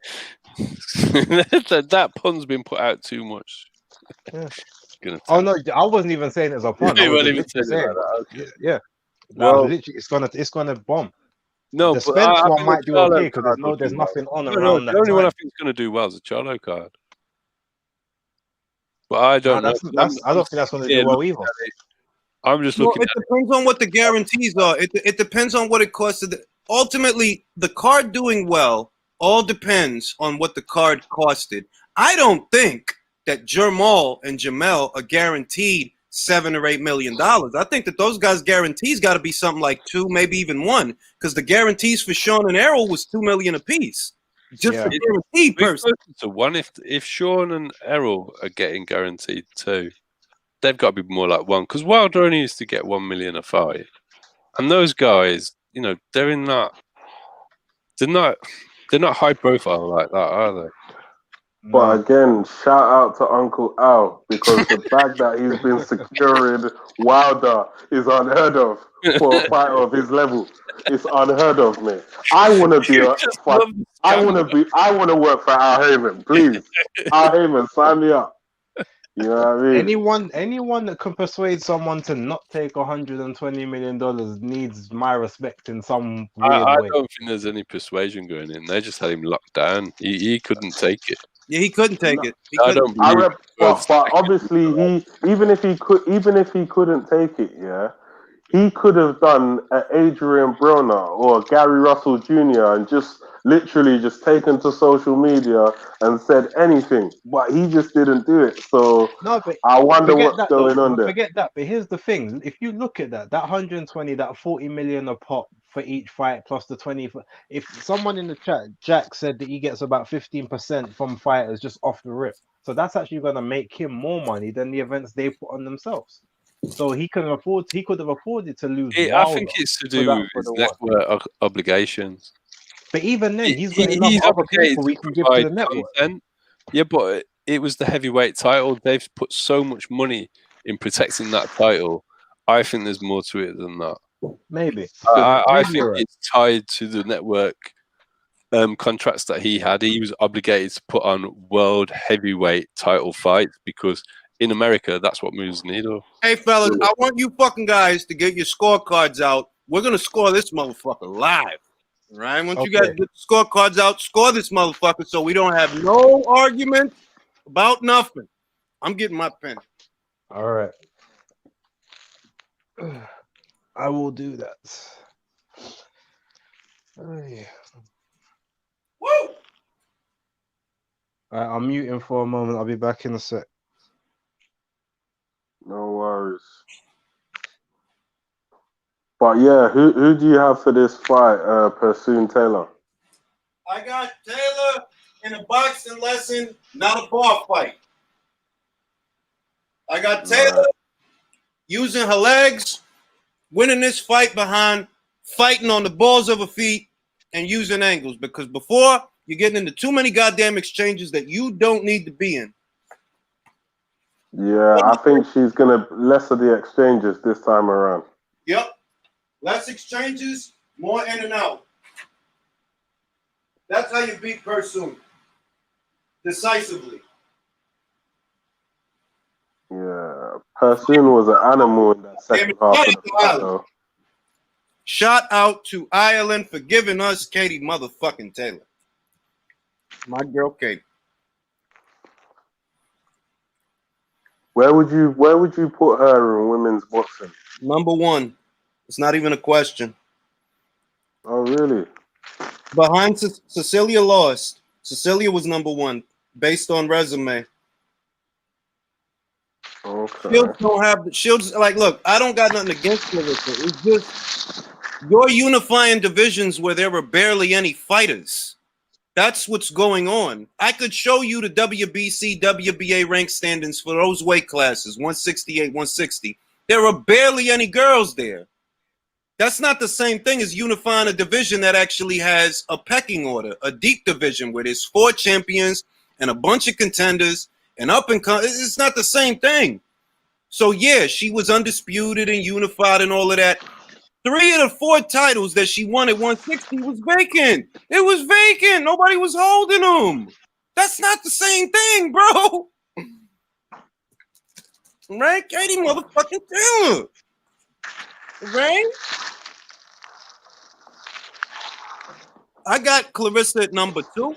She still has a very good resume for a fighter with only 10 professional fights. I don't take that away from her. But you cannot compare unifying divisions where there's literally a handful of good, decent fighters and unifying at 135. It's not the same thing.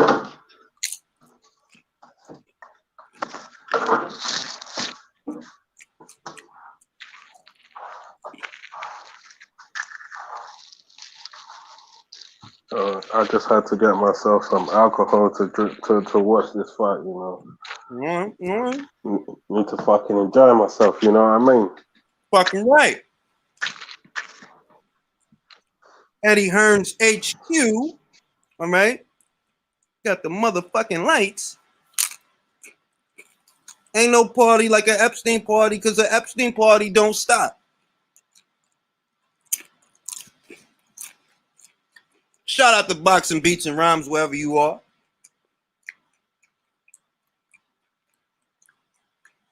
He's doing a stream of his own right now. I dig it. Her L-Dog in the chat said it perfectly. Shields unifies divisions with 20 people. KE unifies divisions with a couple hundred. That's what I'm saying. It's not the same thing. It's not the same difficulty level. Katie had to fight 4 champions to become undisputed. Clarissa had to fight 1. The other 3 titles was vacant. Lower your volume, Virtuoso. They'll shut this stream down in a minute if they think we showing this shit for free.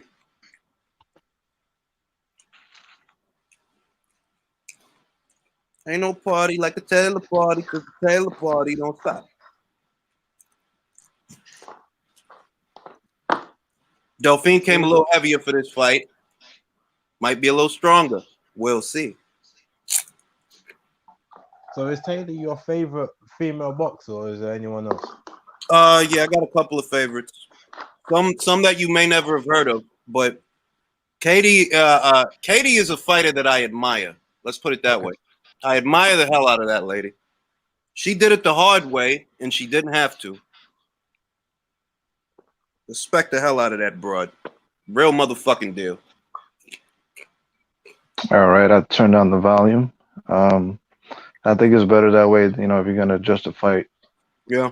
I don't want to hear no motherfucking biased commentary. I'm just looking at the fight. Yeah, no Adam Smith. Katie Taylor. Katie. That guy annoys the hell out of me because half the time either he's fanboying or he's talking absolute waffle down the microphone.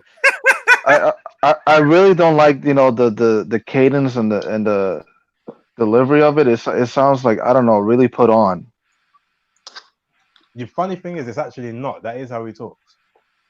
Oh, but like, I don't know. The time he's good is when someone's getting knocked out, and that's the only time he sounds decent. Other than that, he's just annoying to listen to. I put Adam Smith right there with Jim Lampley in the sense that I enjoy it, but if I'm scoring a fight, I can't listen to it. If I'm gonna get out of the paper and I gotta score the fight, then I can't listen to this guy.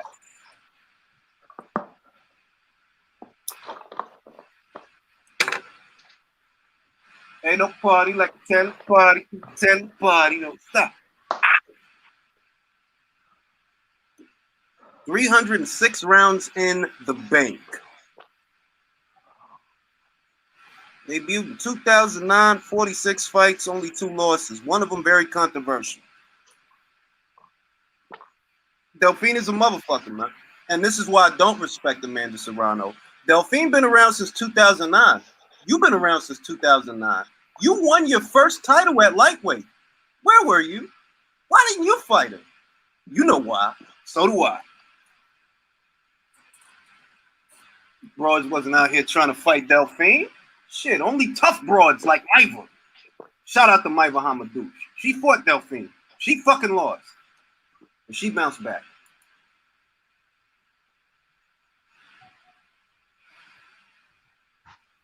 Can't motherfucking wait. Yeah, man, I love KT. Love that fucking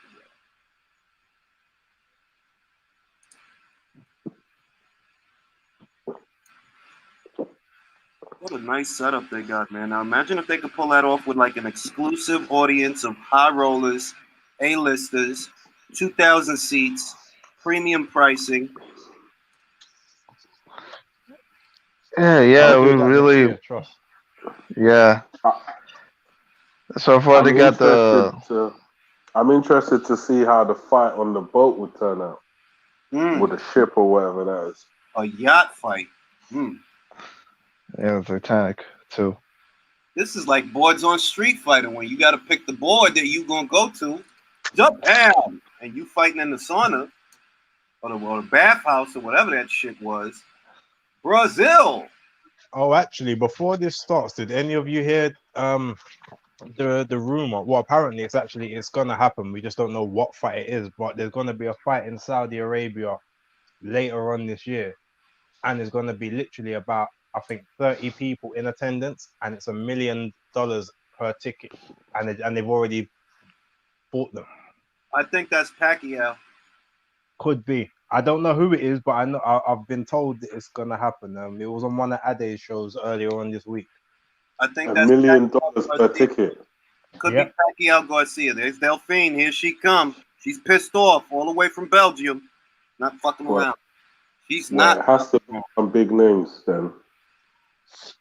It's got to be Pacquiao Garcia, man. Either that, or, I don't think it could be Joshua Pulev. It could be, but it could be. No, you know what? I think it's Pacquiao Khan.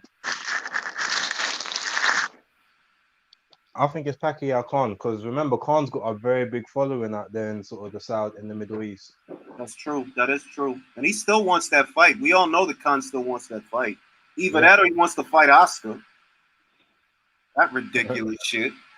The thing is, I don't know if that fight will ever happen. Sorry. I don't know if that fight will ever happen because Manny, I'm not saying Manny's ducking him. Manny just don't have no reason to fight him. So I'm not quite sure if that will happen. Anything if it makes money, if it makes $30 million just off of tickets, the fight will happen. Yes, exactly. That's why Manny will fight him. If it makes dollars, it makes sense and it gets made. And no, I agree. Manny should fight as well. That's probably like $100 million worth of fight right there. I think Manny Site should fee fight plus him. ticket sales plus pay-per-view. It's got to be one hell of a fight to pay $1 million a ticket to see. Do you think they'd pay $1 million a ticket to see Khan? In Saudi, they would. But that's remember, they got money. They got that kind of money. It's not, that's like Trump change to them. I'm pretty sure. That, like like that's our lifeline dream. But with them, that's probably in their back pocket. I'm pretty sure out of the 30 people that are going, they could probably even stretch the 5 million a ticket like it's nothing. Probably. Remember, them guys they're billionaires. So they do not care. That's true. Half the time they're trying to find ways to get rid of money.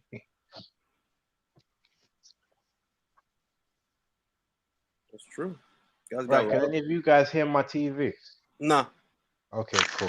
You guys got long money, man. Long money.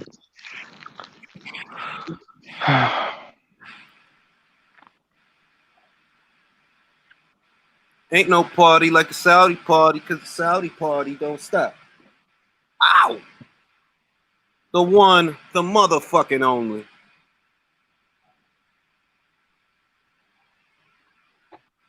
Yeah, I'm not gonna lie. I'm looking forward to this fight a little bit more than Dylan Whyte versus Povetkin, just because of the way they fought the last time. The last time, that was an electric fight. I actually wasn't expecting anything coming into that fight. I was just thinking, okay, two women fighting. Yeah, let's see how this goes. And it was literally a war from start to finish. So. Yeah, I'm looking forward to it. You gotta love. I mean, that's how I got up on the sport. When I noticed, these girls be brawling out, man. We gotta watch more of this. We gotta get more of this on TV, man. Be brawling out. You got 2 minutes to get it done. There's no time for no pussyfooting around. You gotta get right in there and get it done. I know you're like proper champion the women's sport and side of things, yeah, but I'm looking at the world as it is now, and I see a lot of change. Like, a lot of people are going to start accepting that women actually do this thing when it comes to boxing, as well as some other stuff. Like, nowadays, I see, like, back in the day, when you see a female rapper, like there would only be one or two, and then there'll be rivals. But now there's loads of them. Yeah. Like there's literally loads of them, and boxing is no different. But obviously they're just getting a bit more limelight now. But in the next 5 to 10 years, they could actually rival some men's cards. I'll tell you that if the trend continues the way that it has been, right? The reason that I think Eddie Hearn said what he said is because with women's boxing, you have the unique opportunity to put on a quality boxing match, yes, but have an athlete that both men and women can get behind. Because the girls are going to side with the girls, obviously. You see what I'm saying? That they they're going to appeal to each other. And the guys are going to like the girls because, well, yeah, the boxing is good and sometimes they're attractive. That helps also. You know, there's a lot of marketing angles there that you can use to make the sport even bigger. Because these guys, they keep acting like prima donnas and they don't give the fans what they want. You know what I'm saying? Like, Yeah. Because You if know, and You know, if you you know, remember back females, in the day, there wasn't that many attractive female boxers for the guys to get behind. Now they're kind of coming out in abundance. So What do you think about 3-minute rounds for the ladies? I want they them should, personally. I think that is contingent on what you pay them. If they're gonna have to work more, then you should have to pay more. Yeah, but which way round is it going to happen? Because I think if they started having 3-minute rounds, there'd be more ladies knockouts. Oh yes, I yes. think they There'd need be to more prove that they eyes. can do 3-minute rounds first. Yeah, but there'd be eyes on the sport then, and then it would generate more money anyway. Yeah. I think that's how it's gonna happen. I think that it'll probably happen in a particular state or a particular region. They'll do 3-minute rounds. More knockouts will come out of that region, and then everybody will follow suit. Because my main issue with Clarissa is she's not a power puncher. Clarissa don't have power, bro. No, and so she can talk all the smack in the world, but until it's exciting in the ring, she's The not thing going to is, get the she is sort of kind money of she exciting. wants. She just does She's too starting much. Yeah, but I like to look at her, but I'm not really that bothered about watching her fights.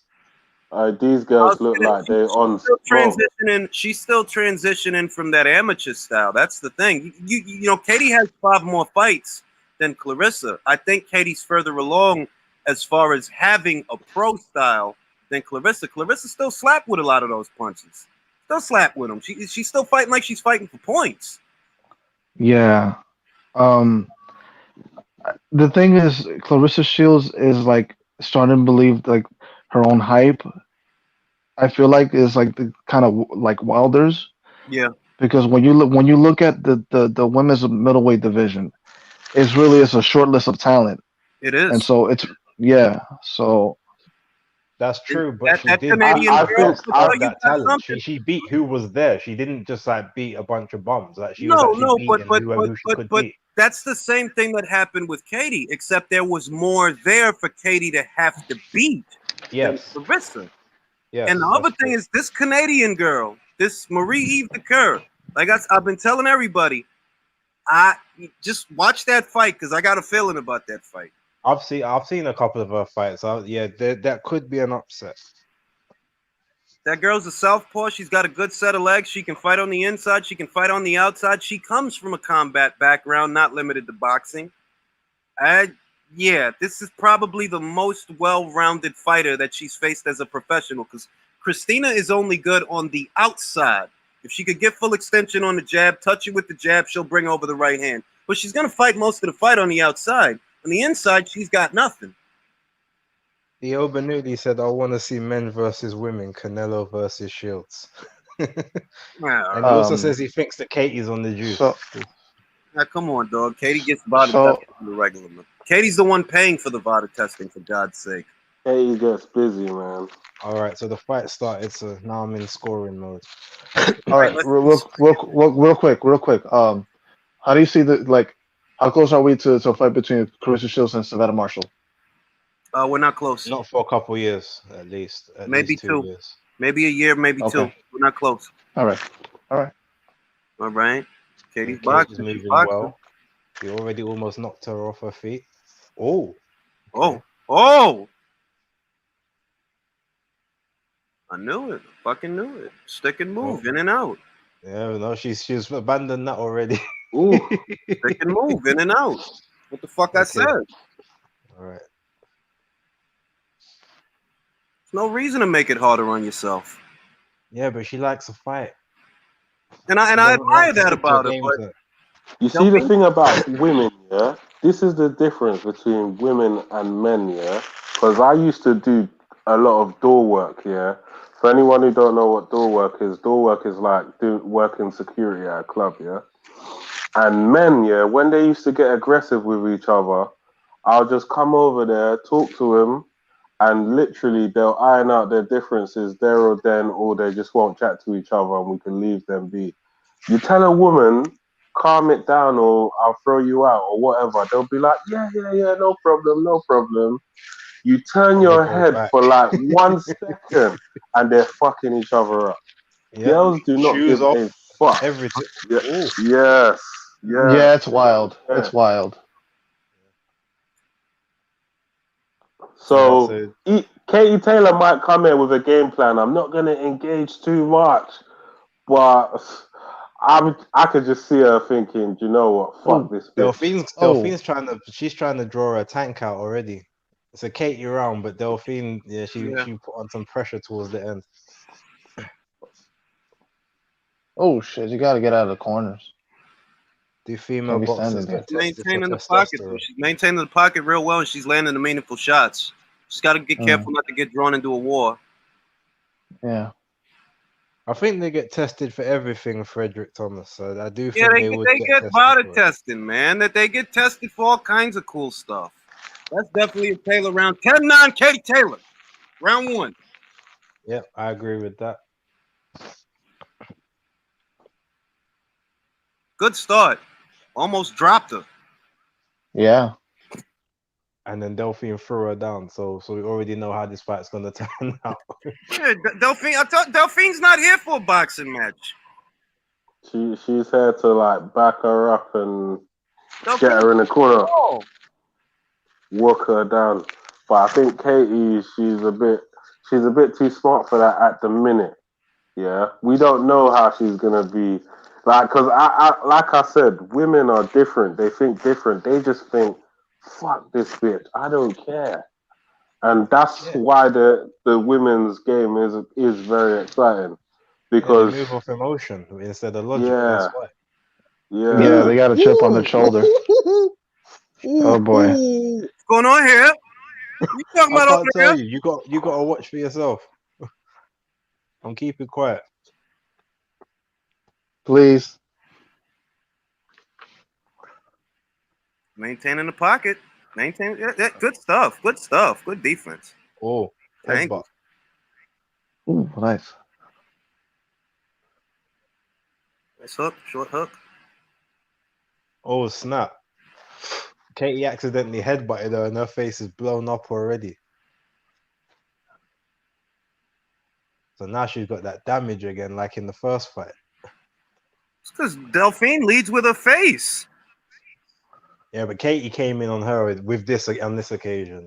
It was accidental, but yeah, it was her, not yeah. But Delphine. sometimes, yeah, if you're like the taller fighter and you come in with your head, yeah, and the shorter fighter's trying to duck a bit and then they come up, yeah, expect headbutts. Yeah. This is looking more like a wrestling match than a boxing match right now. On account of Delphine. Mm.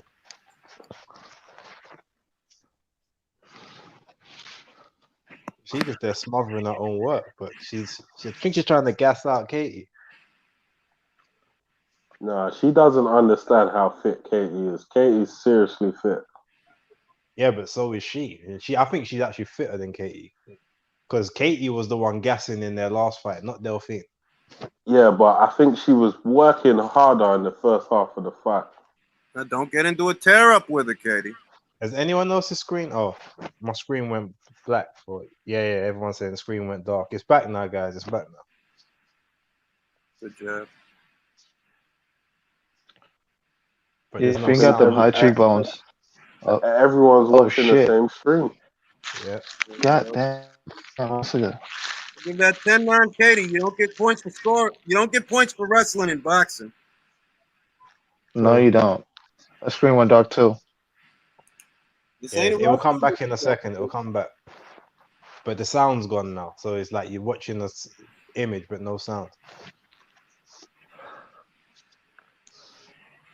And now they're in the corner. Okay, the sound's back.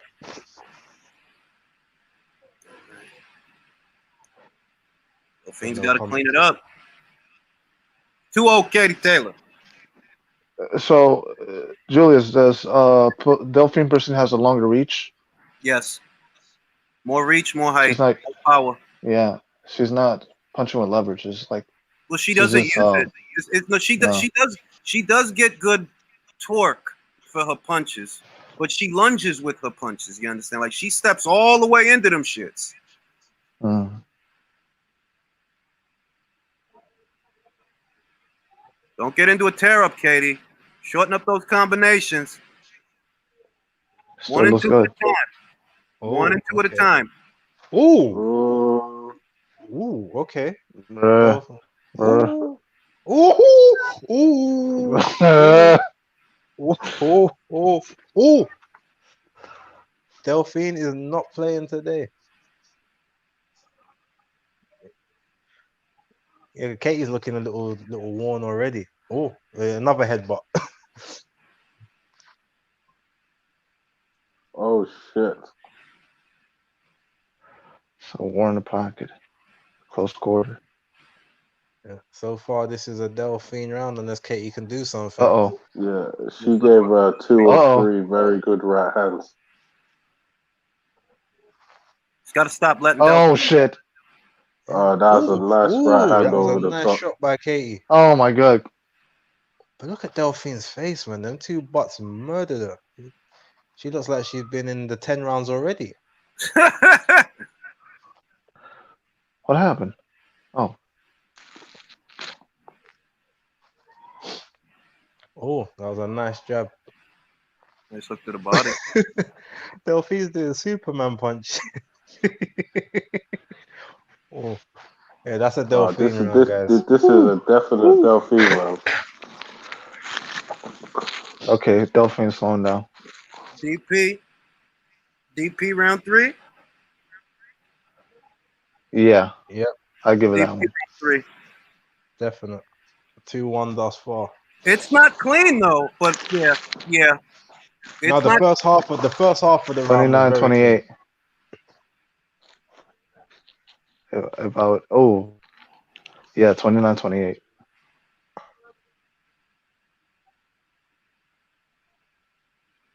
Oh, Just think, at the we still belt, too. got Whyte versus Povetkin after this, dog. This is insane. clean. Yep. I know, man.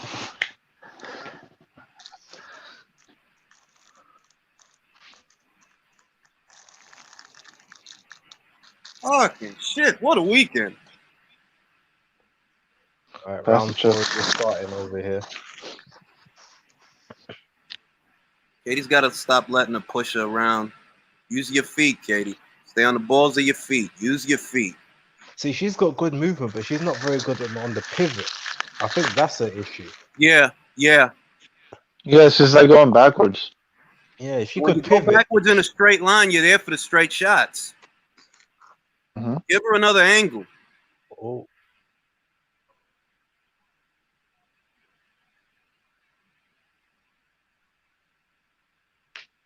Oh, that was a nice shot by Katie, but Delphine don't care. Now they're in the phone booth. Oh. Fucking end keeps buffering for some fucking reason. Okay, Delphine's just applying relentless pressure right now. That's what she does. That's what she does. Yeah. But she's caught most of the shots. I like that.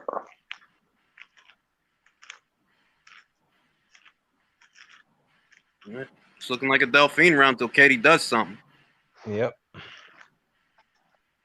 He's making it hard for Katie to keep it clean with that pressure. Yep. But she just Use gave her a your nice little fucking good, feet, Katie. Use your check feet. hook. Ooh, she hit her with a nice straight right. But now Delphine came back with like 3 or 4 punches in a row. See, Katie's giving her some clean shots, but Delphine's hitting her with a lot more. So use your feet. There you go. There you go. Delphine's face is looking savage. that's what Oh, I'm saying. good right hand. Tough round to Look at- score. Tough round to score. Like, Delphine's she looks- throwing more, but Delphine's she's just getting off. outworking. Yeah, I mean, she's outworking her. She's getting more off. But Katie landed 2 of the better shots, but Delphine just landed more. So I got to give I'm it to going Delphine, clean 2-2. punch in this round because Katie's getting off the clean shots. Delphine's just throwing more. Yeah, gotta give that one 2-2. That's a McCaskill Breakers round there, and you would have given it to McCaskill. So I gotta give that. Not to if you don't Persoon. land. Not if you don't land. She You gotta landed quite land. a bit. She landed quite a bit. I'm going with Persoon on this one. Like, I didn't really It's just see much Persoon, from Taylor on but this one. so ugly, but it's relentless. But you know what? Here's the thing. I got a feeling that the judges are gonna look at Persoon's face and give Katie the rounds because of that. Because it looks like she's more effective when it all came from headbutts, which is a bit unfair. But I can see it happening. The thing Or is, possibly getting stopped. if anyone's getting the benefit on the cards, it's Katie anyway. Definitely. Well, that's But always it just She's looks. in- She just she's- looks like she's been beat up. That's the problem. She She's looks like she's fighting been in beat up. Eddie But Hearn's when you're that garden. reckless, like, have you seen Persoon employing any form of defense whatsoever? Like, She never she's does. just, a Just thing, hands but up. yo, bro, how does this dude just said 4-0 for Delphine, bro? Where were you the first 2 rounds of this fight? Like, what the fuck? Like, I've got that 2 apiece at the moment. Probably bashing for Yeah, most me of that. too. 2 each. Me I too. got it 2 even. I decided to give Delphine the round off of the beginning of the round, but she's getting hit a lot towards the end, if I'm being honest. Yeah.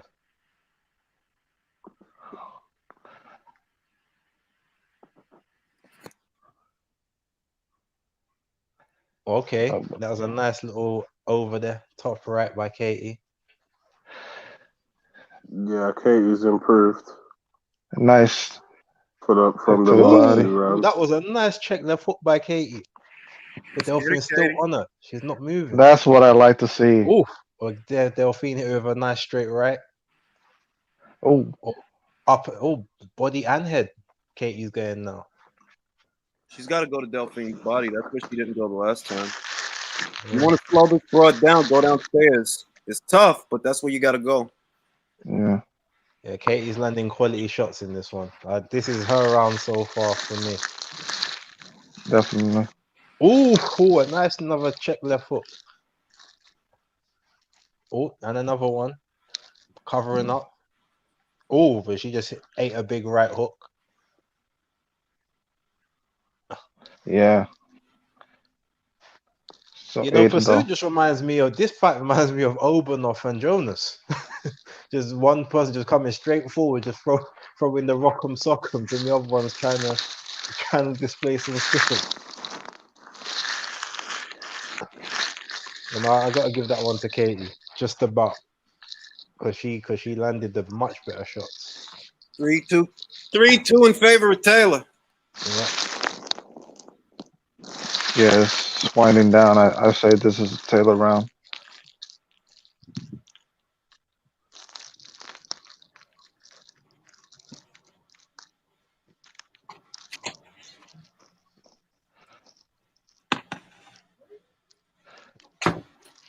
Yeah, Persoon's gonna get tired eventually. Yeah. I She don't came think in heavy. she might do, but like I said, she didn't get tired last time. She can do that all day. That's what she I think does, isn't it? She was lighter the last time, though. You got to Yeah, realize. but it's not a lot, Julia. So what's pound difference? It's only a few pounds. She still came in lighter than Katie. Yeah, but it depends because a few pounds on someone, on another person, could be a big difference. Yeah, but if you look at whole Persoon, fucking face her is frame fucked is up, dog. naturally Potatoed. Persoon's frame is naturally bigger than Katie's. You can see that her She's a frame is big, bigger. like, yeah, she's light for that size. Yeah.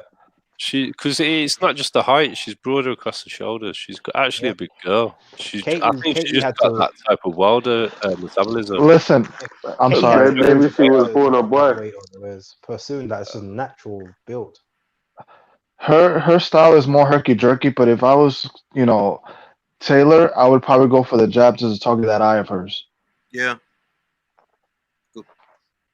That's what I'm And saying. then If mix it up. anyone looking That's a at this nice fight left is hook. just thinking that Katie has actually like dominated and just beat her up, but that's not the case. It's just that her face is that mashed up after At the 5, same 6 time, rounds. Persoon's throwing a lot, but not getting that much done. She just threw like 4 punches and missed all of them. This is her round thus far. Katie's only landed 2 telling shots, so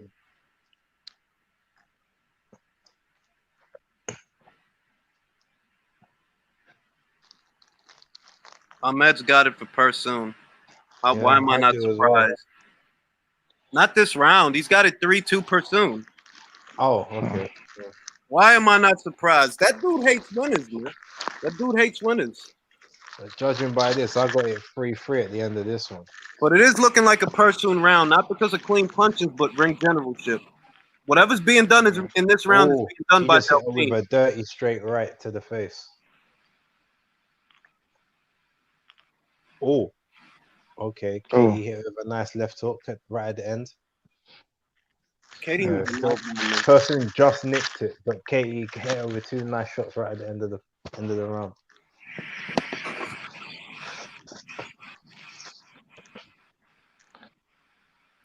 Persoon round. Even fight on my card. Even fight at the end of the 6th. You see, Esperanza Hernandez. That's what I'm saying. Like Persoon's face looks like she's just been taking a beating, and she hasn't. It's only because she got hit with a couple of headbutts. Jeez. 3 rounds to 3 at the end of the 6th. Man, is that heat. Whatever was done in that round, it was done by Delphine Persoon. Mm-hmm. Yeah, Katie had to take the round. If you hear her in the corner in a moment, she's gasping for air. Like she is tired. I'm going to say that round 4 is a swing round. I am going to say that. I got round 4 marked as a swing round. I swung it for Delphine. The judges might not. Katie landed a lot of clean punches at the end of the 4th. So you're saying it could be 4-2 possibly in your eyes instead of 3-3? Possibly. I swung it for Delphine because of what happened at the beginning of the round, but we know that what happened towards the end of the round can be very convincing. True. That's fair. Round 6, that's definitely a Persoon round.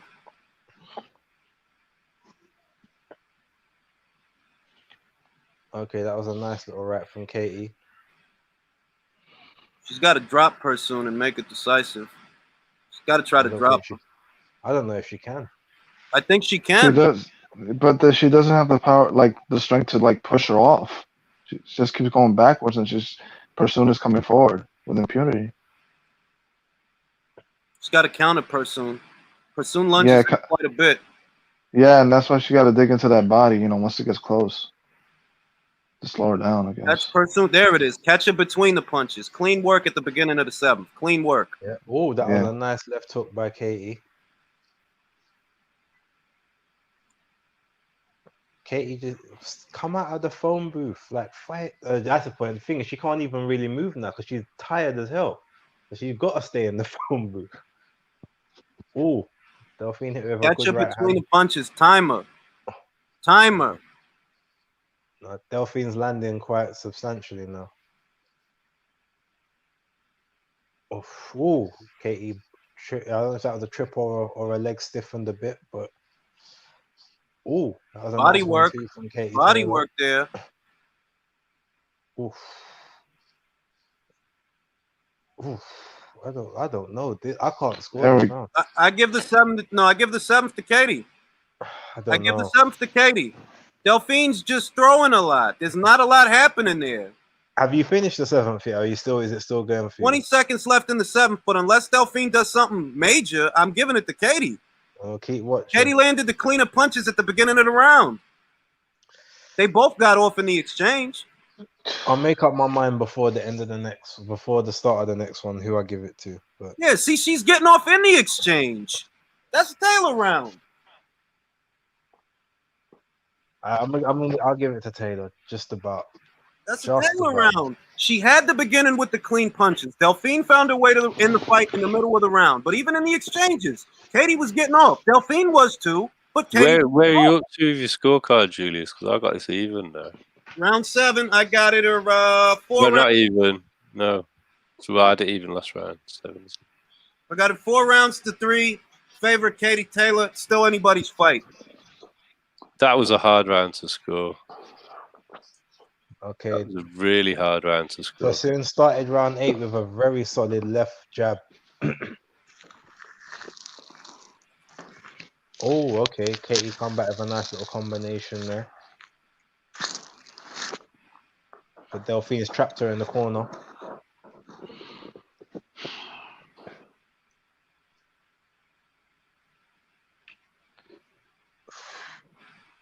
Hey, this is about to begin for mine. Okay.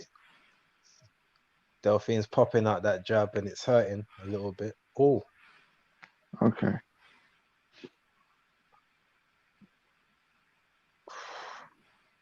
I mean, Delphine's smothering her own work, but it's effective. Oh, okay, okay. She slipped. It was not on. It wasn't ruled a knockdown. It was a slip. Ahmed has it 7 rounds to 0 Persoon. Wow. Yeah, I love how this guy scores fights. Whoever the house fighter is, he will score. Oh, Taylor dropped it. Oh, Taylor's gloves hit the ground because Delphine pushed her down, and then Delphine tapped her, and Taylor got up and swung at her, and the ref said break. Taylor's got to clean it up. Oh, she just took a big right hand. She's hurt. Oh, Taylor's hurt. Fuck. Oof. You guys don't spoil it. Come on. Oh, she's trying to come back. Oh, she just hit her with a nice 1-2. Taylor did. But Persoon come back. Taylor's legs look unsteady at the moment. Oh, Delphine just ate a big right hand. She looks like she's a bit unsteady now. Someone might Big get knocked right out hand. next round. Just Oh, kept hitting him. Yeah. Fuck. oof. I think the knockout might come in the 9th round. The referee fell over. Yeah, I think the 9th round there could be a knockout. Taylor's taking a lot of punishment in this round. Yeah, that was a Persoon. Big right hand. Gets back with a big right hand. So that's 4. That's 4-4. I've got it. 4-4. Right, Andy Clark's got it up to Persoon on the scorecard, 77-75. Oh man. Oh, wow. Oh, snap. Something major's got to happen. Something major has to happen in the next 2 rounds, man. Because this is looking too like close. a draw. I got a draw on my card. I do as well, but oof. This is a And that's decisive round if coming they up. swung the 4th. That's if they swung the 4th to Delphine the way I did. If they did what I did, then it's a draw at the end of the Well, 8th. Andy Clark's got Persoon up, so he's got it 5-3. Now I don't know for what Persoon. fight he's watching. It's just it's saying that A couple people won in the the last chat 4 got it as rounds. 5-3 to Persoon. So I didn't see Delphine win 5 rounds. I don't know. I don't. Like I said, I don't know. I can't. I don't know. might be different to what you when you look at it without camera angles. You know. You got to bring those hands home, man. She's leaving those hands out reach. You know, she's getting caught. Okay, Katie just ate 2 big lefts, Oh boy. Nice little right hook there. and Delphine's just sticking on her. She's not letting her go. She's following her like a bad She's smell. got to try to catch her between the punches. That's what she's got to do instead of just trading with her. Ooh, she just hit Persoon with a big right, but Persoon came back with a big left. That's how you do it. Use your feet, Katie. Balls of your feet. Balls of your feet. Stay off the center. Good. Oh, oh, okay. No, not Oh, much good happened right there. hand. Good right hand. Oof.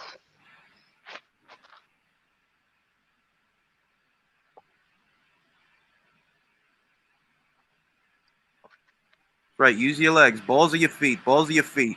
Keep those Air Maxes moving. Oh, who's round? Oh, Tough round to score, but the cleaner works for Taylor. Oof. Yeah, but Persoon, she's definitely Getting landing. off that jab. Persoon's getting off that jab. Yeah, and Missing she's a lot, though. controlling, and she's making her do what she wants to do. Yeah, I gotta give this one to Persoon. It's 5-4 for me. Katie could lose them belts tonight. She might. Yeah. Unless she wins the 10th.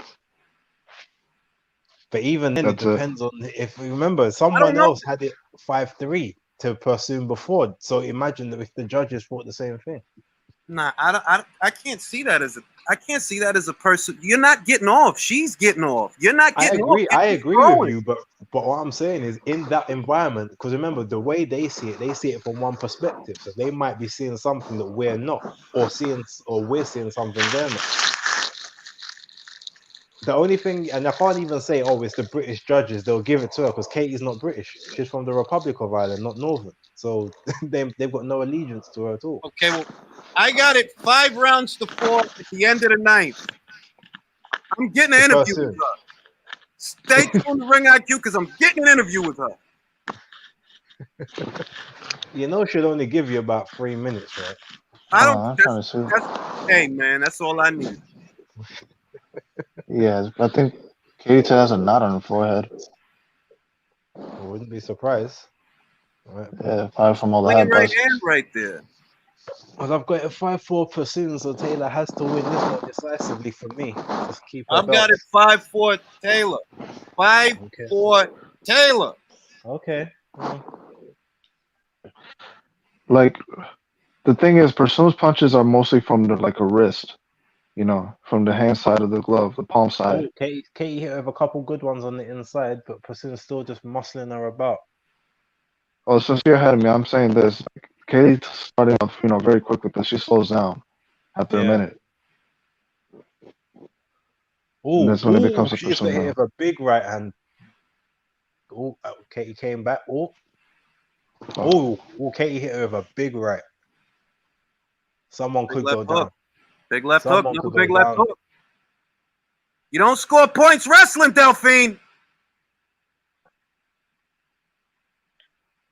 Oh, good jab. A big right. Oh, snap, Kate. Oof. Come on, cover up. Delphine's taking this right. It was Katie's round, but Delphine's just taking it over. Oh. Yeah, she's eating it. That's a clean jab. Clean right hand. No, Katie might have taken taken it. Get out of the pocket, Katie. I think Katie's taking. Oh, jeez. Now they're just throwing. They don't even care about skill no more. They're just throwing at each other. Oh, no, Katie's missing. She almost went down.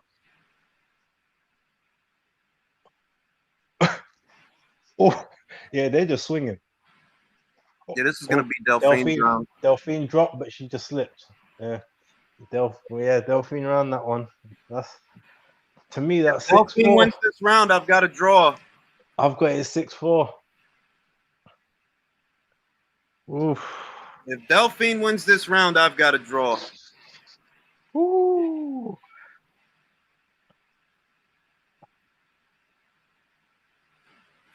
Julius, I think John's in the back, wants to come back in. All right. If Delphine wins this, I got a draw. I got a draw at the end of the 10th. I got it 6-4 to Persoon. I gave her 9 and 10.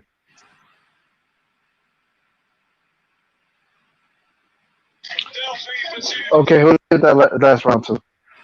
Last round, I gave it to Delphine. Round 9, I gave to Katie. Delphine applied pressure in the 9th, but wasn't actually scoring. You're just pushing her around. As far as clean punching, that goes to Katie. I think I've got Persoon in the fight, though, Julius. I've got it by about 2 rounds.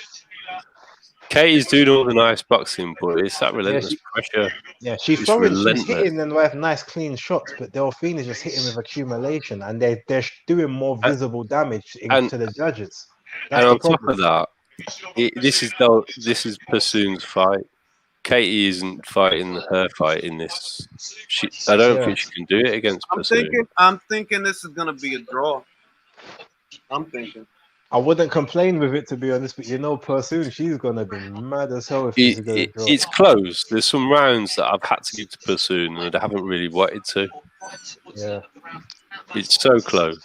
I've got a 6-4 to Persoon, but 5-5 I could see. I can even see 6-4 to Katie because there's 2 I've rounds. literally got 5-5, and that was me being generous with the fourth because I could have given the fourth to Taylor, but I gave it to Persoon.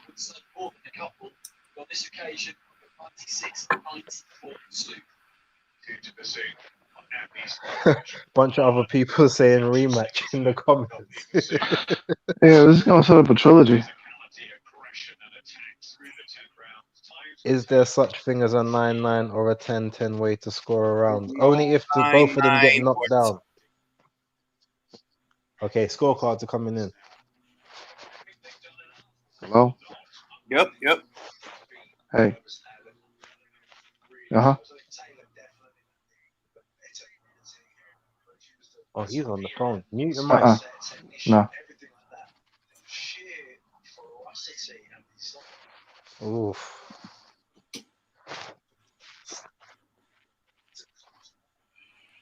Severe lag on my end. 98, 93. 96 and 94 twice. UD. Katie Taylor. Not how I got it. 98, 93, you know, that I don't like that one. I don't see that. 96, 94, fine. But then again, wait a minute. Like I said, the fourth round. I had the fourth as a swing round. Yeah, but even that would have only made it 6-4 on your card. I'm saying that's 96, 94. That's fine, but 98, 93. So that's basically what? That's maybe like what? 9 rounds with two even, isn't it? Well, I think this is what I think. I think that a lot of people are looking at how much Delphine is coming forward, throwing punches and pushing Katie around, but you're not scoring. That does not score points. You know what? But I'm also telling you, they're looking at Delphine's face and thinking that Katie is controlling the fight because of the damage. I guarantee you that as well. I think that what they're looking at is who's hitting who. Which work is cleaner? Clean punching has to go to Taylor. I said this at the end of the first fight. A lot of people are looking at Delphine eating punches and coming forward, and they're missing the fact that the girl is eating punches. You're getting hit. Even if you take a good punch, you're still getting hit. That still doesn't account for 98, 93. I'm sorry. I don't. That one is just, it can't. I don't know about that one. The others, 96, 94, no problem. 98, 93, that to me don't make sense logically. But hey, here's what it is. Get ready for Whyte Povetkin. Oh, man. I'm not trying to justify the 98, 93. I don't have it that way. If I'm being honest, I have a draw. That's what I got. Yeah, when I heard 96, 94, I didn't have any complaints because that's, you know. I got a draw. I'm gonna post my goddamn card on Twitter. Everybody's gonna get mad at me. I got a draw.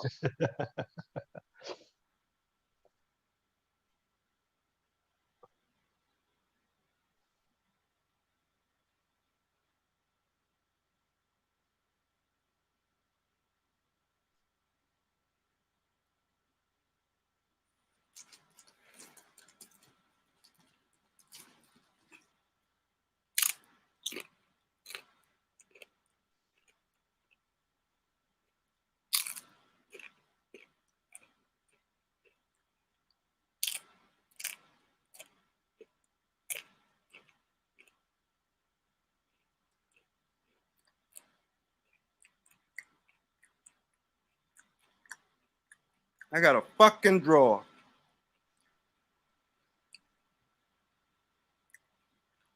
Katie got a big hematoma on her forehead. Knockout Power tells me he had it 6'4" Taylor.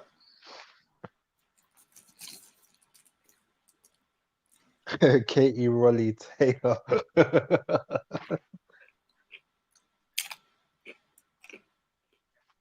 Yeah, Joe, you're funny. So her new name's Raleigh now. Coming forward and getting punched in the face is not scoring rounds. I mean, it's not scoring points. Like, I'm sorry, I don't know who taught y'all how to score. Y'all people on Twitter, y'all people on in the comments. But if you're coming forward and you're getting hit, guess what? You're losing. Even if you keep coming forward, you're still losing. This was a very close fight to call. I mean, I had it 5 rounds apiece, a draw, regardless who keeps their belts. Delphine says she's respecting this one a lot more than the first. So maybe I she's got a fighting. draw. That's what I got. And in a draw, the champion don't lose their belts. Correct.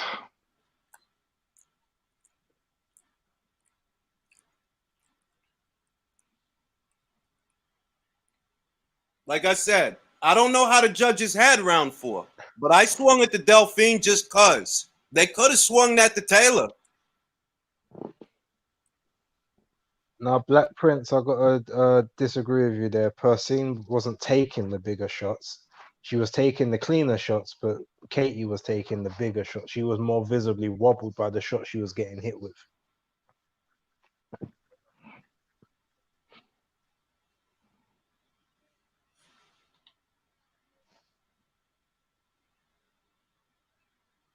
Okay, so Persoon's going to go down to super featherweight, she says. She's going to go down to 130? Yeah. She's going to get beat the fuck up down there. Listen to me. Listen to me, you fucking guys. 2 fucking words. Michaela Mayer. I'm not fucking around. I'm not But she fucking doesn't have to around. go the WBO route. If she goes down there, don't fucking put her in there with Michaela. And I'm fucking telling you. Michaela has the legs and Michaela has the pop. Shout out to Michaela Mayer. Yeah, but they'll probably put her in against like Kumi Choi. Well, yeah, I mean, if we're being honest, yeah. If we're being honest. Or she'll go in against Terry Harper. Terry can't handle her, man. They won't let her near Terry. Terry can't handle her. They won't let Terry near her. Yeah. Terry can't handle her, man.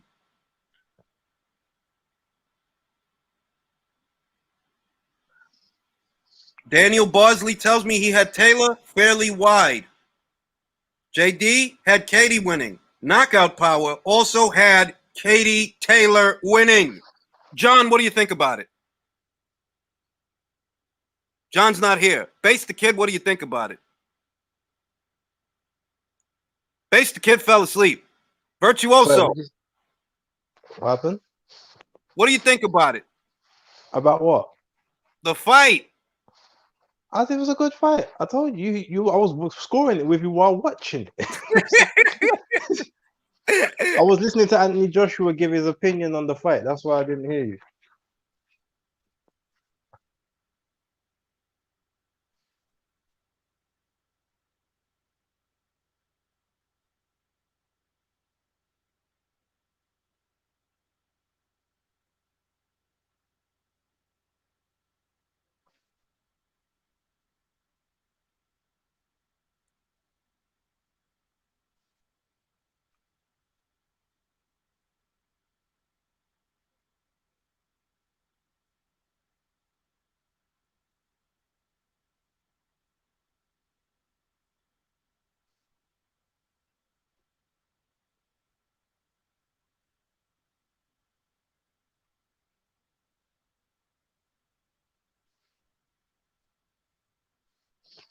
I've got no sound. Is anyone there?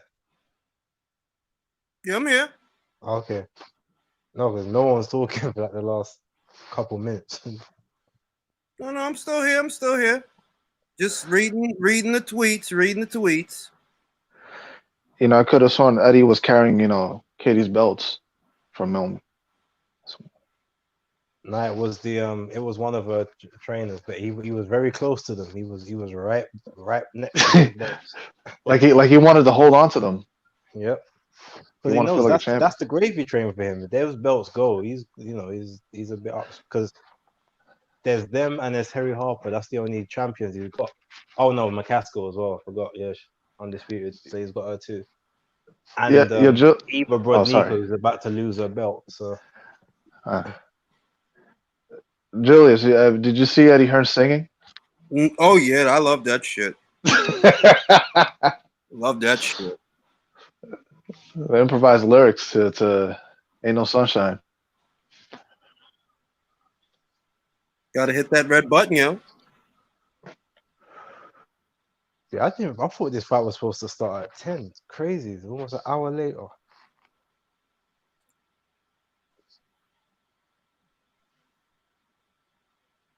So I'll put the other box in on record. So as soon as this finishes, I've got to hop on to the Sky box and watch the two British fights from Channel 5.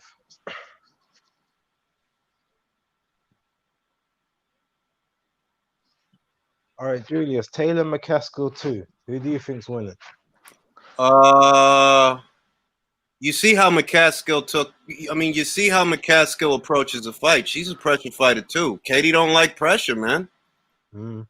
She just don't like it. It's going to be more pounds. It's not going to be 147. It'll probably be like 142, 143 catch weight.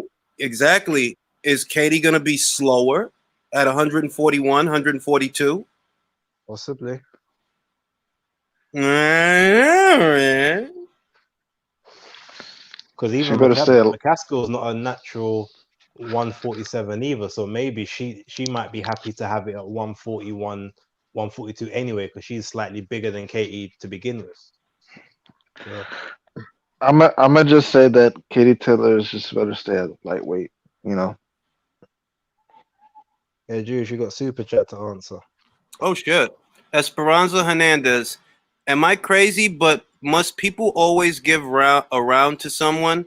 Too many close, equal rounds. Yeah, they have to, bro. They have to. You got to. You got to make a decision.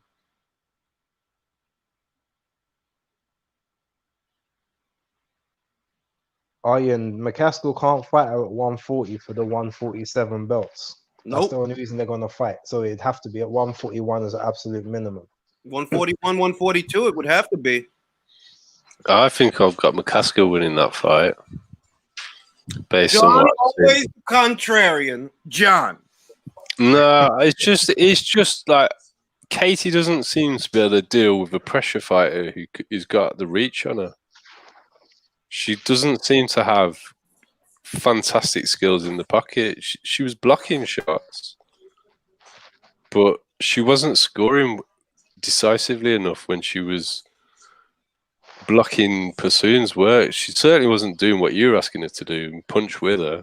I mean, she can fight pressure fighters that are plodders, but ones who actually have a bit of spring and a bit of pop in them, that's who she's got an issue with, and that is McCaskill. Lennox says, I don't give points for catching punches with your face. Prefer the cleaner work of Taylor, and even Persoon says she won. That's it, man. I mean, look, like I said, the only reason I have a draw is because I decided to swing round 4 to Persoon. For all I know, they swung it for Katie. I mean, to be honest, I thought Persoon had won by 1 round, but I reluctantly gave her rounds because I didn't really like her work. I thought Katie consistently did the better work, but Persoon did so much more work in some of the rounds. I had to give it to her begrudgingly.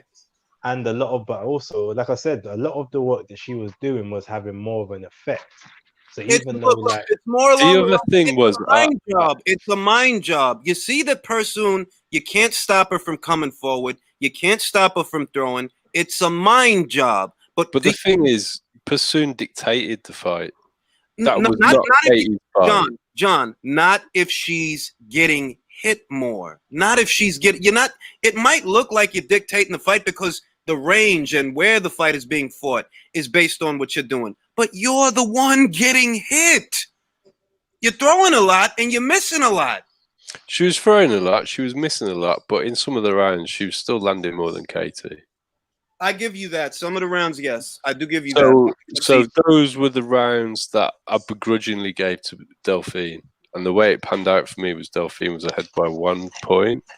But that white Andrew, card, I don't really, I couldn't see that. If you had I don't Katie think winning, that's anyone can fine. see that card. I had Yeah, a draw. exactly. Like I said, I had a draw with the swing round.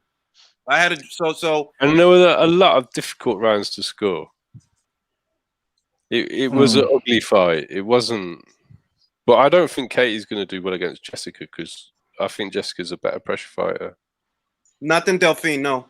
She's a messier, fresher pressure fighter because Delphine is injury prone. Jessica's fresher. I think she's a better physical specimen right now. But as far as effective pressure, see, Jessica's off balance more than Delphine is. Delphine's not really off balance. She just throws horrible punches. She's like consistently moving forward. She's like a zombie that doesn't go away. Yeah, yeah. But she beat Maiva Hamadouche, so you gotta respect it, man. Now Maiva. Oh my god, I love. Well, you gotta respect that engine anyway. She didn't let up at all, did she? Good fight, good fight. Now on to the main course. At least Delphine settled some of the arguments for us because even she's not complaining. Even she's saying Katie deserved to win today. So, well, her exact words were, "I have more respect this time," and so I think she probably still feels like she won, but she's not gonna complain because it was a lot closer than the first one in her eyes. Dillian, that's how she. You got to come through for me, Dillian. You got to do this. We can't let the bad guys win. We can't let Mauricio Suleiman in the WBC win. You got to come through for me this time. You got to do this for me. You came through for me and Rivas. All these other guys, they picked Rivas because he looks like a Colombian Van Damme. I picked you, Dillian. I'm picking you again. Get this guy out of Van Damme. That's what they told me. They said he looks like a Colombian Jean-Claude Van Damme. He does look a bit like him, to be fair. Got to come through for me, Dillian. Let's do it for you. Let's do it for the UK. Let's do it for Jamaica. Let's do it. Now I think about it. No, you know what? Yeah, Rivas looks like a mix between Jean-Claude Van Damme and Cassidy. Yeah. Jean Cassidy. Oh, I got Whyte by knockout. I got Whyte by knockout. Yeah. Let's get this shit. I knew 3-4 fucking years ago you were the real thing, Dillian. Let's get this shit. He could have been AJ, in 2015, man. Came close. Yeah. Hold on, let me mute this up. Jesus, the left hook on this fucking guy. I need to hope that this fight goes kind of quick. I only got 16% battery left. In fact, I'm gonna jump off the stream, try to charge this up. I'm gonna come back in like 15 minutes. All right.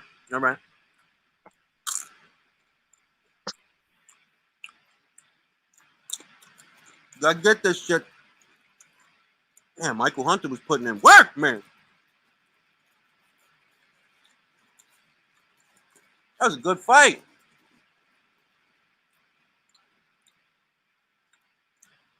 Young Alexandra in Rocha. Tough, strong kid, man.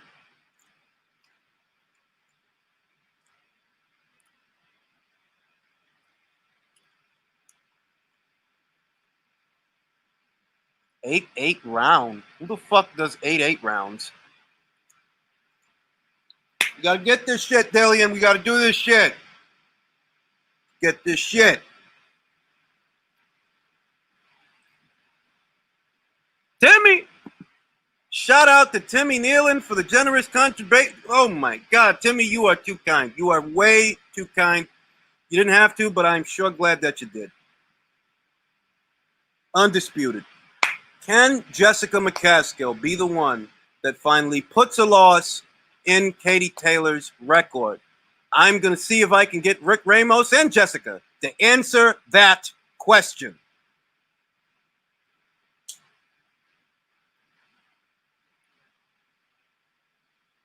I disagree, Telly. See, you didn't. Did you see Persoon versus Joseph, Telly? I felt that Persoon was a little bit on the slide based on that fight. That and that she got beat in the Olympic qualifiers by some other girl. I think Persoon is losing. I mean, it's possible that Katie's on the slide, but I don't see dullness. I don't see a lack of sharpness. Katie was never that big a puncher. She accumulates damage. She never had one hit of quitter power. And with a fighter like Delphine, it's hard to look good against Delphine. It doesn't matter who you are. It's hard to look good against a fighter that'll take 3 clean punches to the face and keep coming forward. It's hard.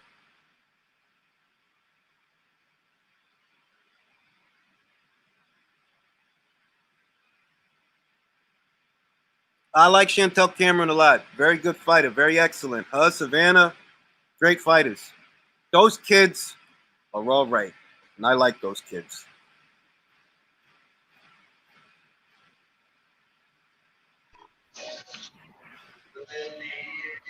Fireworks. Wow. Looks gorgeous. Look at that. Ain't no party like an Eddie party, because the Eddie party don't stop. I gotta say, you gotta mix it up, man. I'm tired of hearing Sweet Caroline. That's exactly what I just thought to myself. Caroline. You say that now, John, but when audiences are finally allowed to go back to boxing matches, you're going to be singing along with everybody else. Well, maybe. It But takes a few punches. I still, the music I enjoyed the most is still when Stormzy did AJ's ring walk for the Dillian fight. I want a bit more of that. I'm telling you, as soon as they let people go back to boxing matches in the UK, a couple of pints later, Sweet Caroline. I don't drink, Julius, so. Jesus Christ, you're like a monk. Yeah, a little. Yeah. When you get old, Julius, you can't do this sort of stuff anymore. You have to make a choice. Yeah, you're right, though. I got to make a choice about cigarettes very soon. I don't want to. You want to get on that. You need to make that choice. Yeah. Do the responsible thing, Julius. I more than likely I will. I always do. It's not easy. I'm a reformed smoker. It's not easy. I know how to supplement it. I'll just do what I did before. It's the only thing that works. Become a gym nut. Yeah. Before. It works. This looks expensive, man. They better see a return. Is this on pay-per-view? Yeah, man. It's a pay-per-view, man.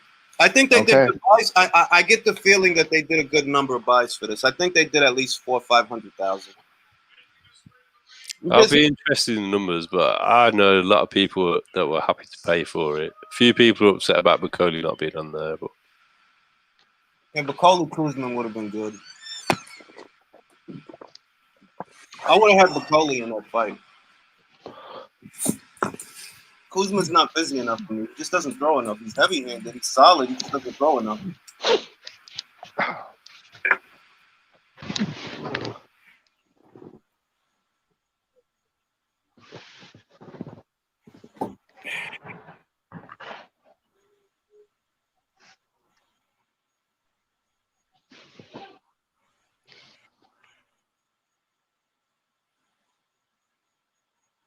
Okay, we got Povetkin. You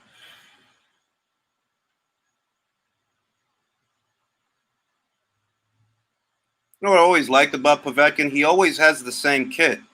He doesn't change his kit. It's the same kit. It's like a uniform with that guy. I kind of miss that in boxing. Yeah. They characterize as a fighter, you know? Yeah, it makes them more identifiable that they always have the same kit.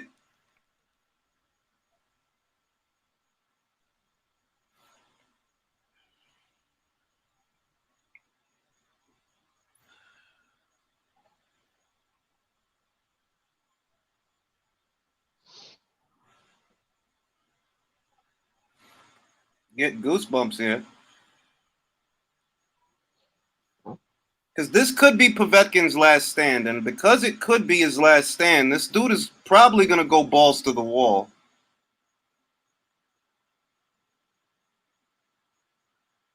All right, Dillian.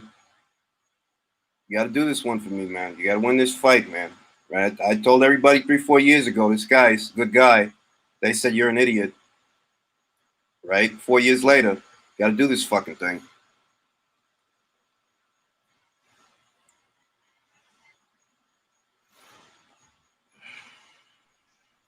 Maximum violence. Maximum violence. That's what he doesn't need against Povetkin. What he needs is a good jab and a good half step back. Fuck maximum violence. I don't know. I want to see him stepping into his jab. If he starts trading with Povetkin on the inside, Not trading hooks. Stepping in with the jab, and when Hunter got success, he was throwing the right hand as he was landing the jab, and Sasha didn't know what to do with that. And straight punches and hitting the chest to slow Sasha's body movement up. But if you're throwing out a jab, Sasha is very good at getting underneath it and getting into you. That's true. So I want him to step into the jab in the chest and throw the right hand fast behind it. What a setup. This is expensive. Yeah, but that's his family home. They're not short of money. Yeah, that's true. What do a couple of fireworks cost Eddie and Barry? Not much. I don't think you guys understand how big snooker actually is in the UK. Do you guys know what snooker is at all? Nah. Okay. Yeah, is that the kind of game that's played on the billiards? Yeah. So the table's about double the size of your pool table, and the skill level's a lot harder because you have to go in a sequence.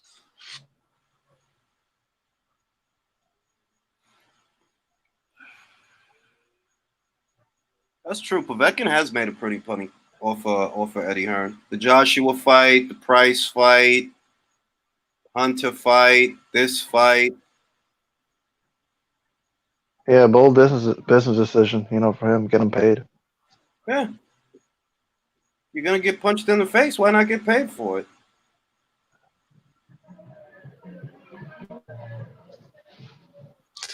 Yeah. Well, he's not taking the shortcut anyway, is he, Dillian?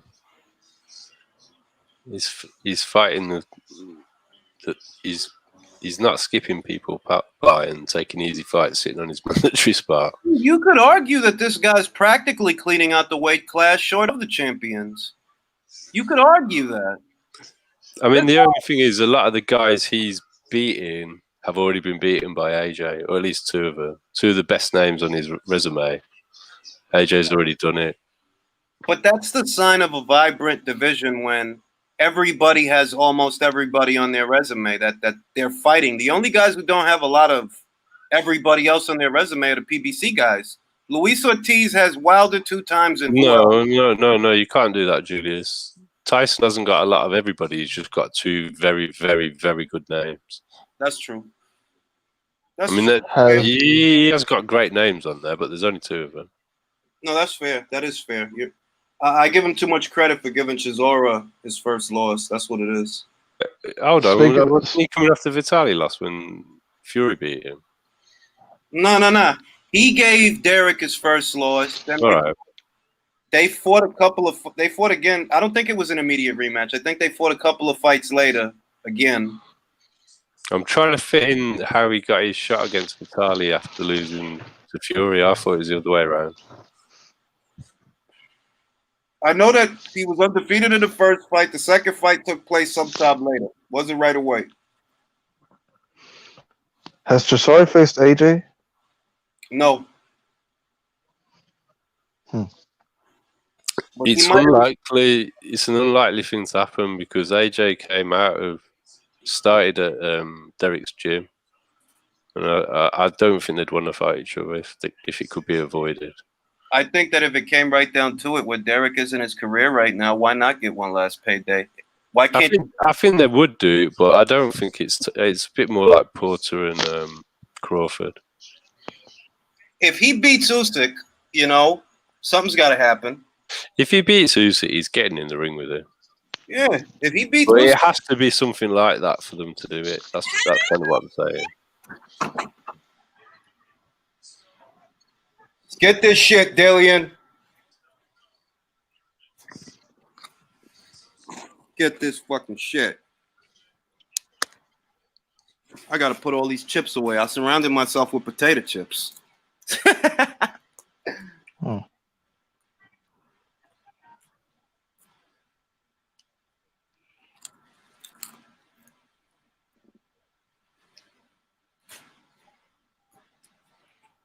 Get this shit.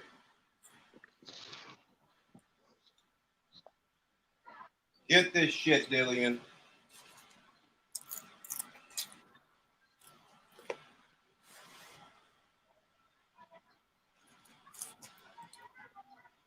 I don't even know if I should bother to score this thing. I don't have it going to the cards. Just sit back and enjoy the action. That's what I want to do. I don't want to squint.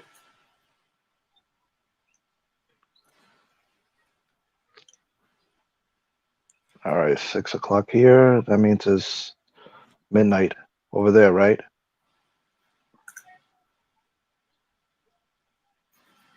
Yeah.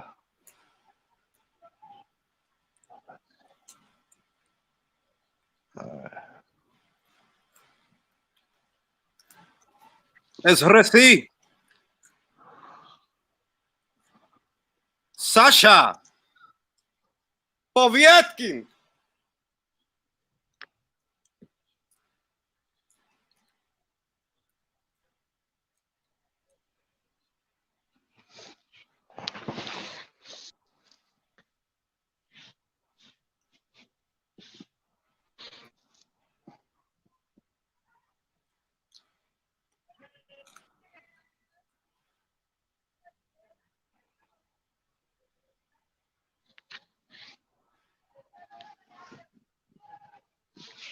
Brixton.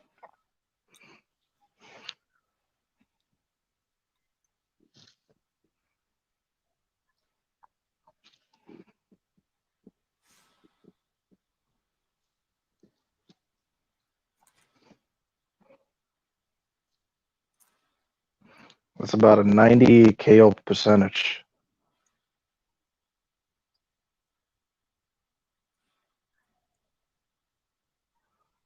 So the chances are high.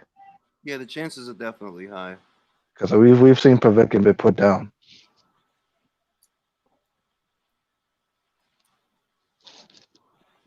I mean, they both can be put down. I say that Whyte is a little bit more prone to hit the deck than Povetkin, but Povetkin can be put down. It's all a question of what kind of fight is Dillian going to fight.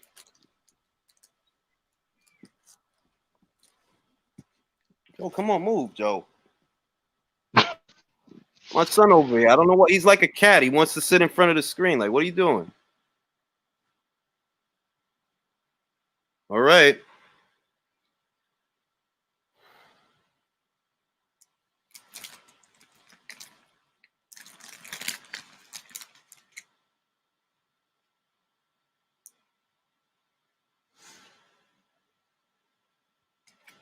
All right, Dillian looks cautious here. All right, that's what I like. Trying to find a safe entrance, Povetkin. Nice jab right there, Dillian. That's good. That's good. There's another jab, jab from Povetkin. All right, all right. Tried to get the overhand right out there. Another jab, good jab.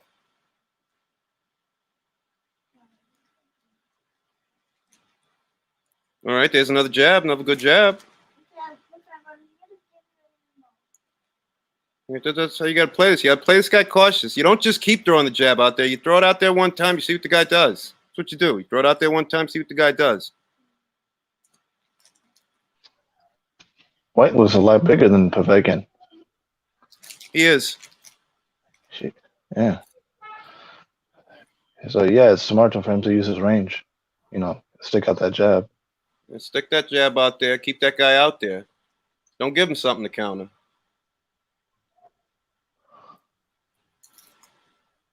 He's looking to land that overhand right, I see. It's not about the left hook tonight. It's about the overhand right. It's 2 times he tried to land that punch.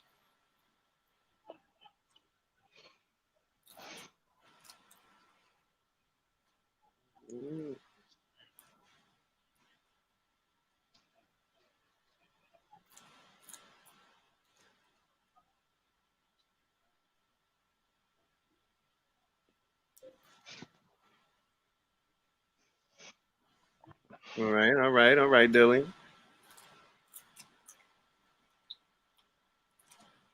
Yeah, don't burn out with this guy. You just play him cautious. That's it. Easy does it. Easy does it.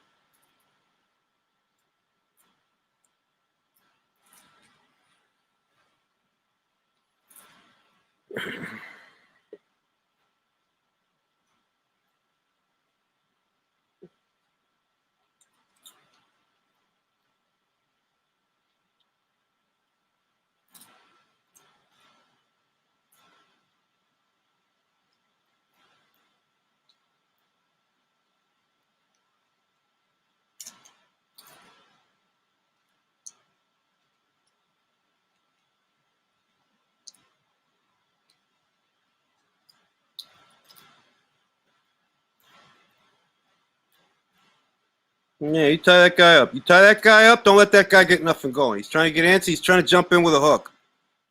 Tie that guy up. Hey, that's how you do it. Go to the body. Right, that's Dillian Whyte round. That's a Dillian Whyte round. Base the kid, how do you have it?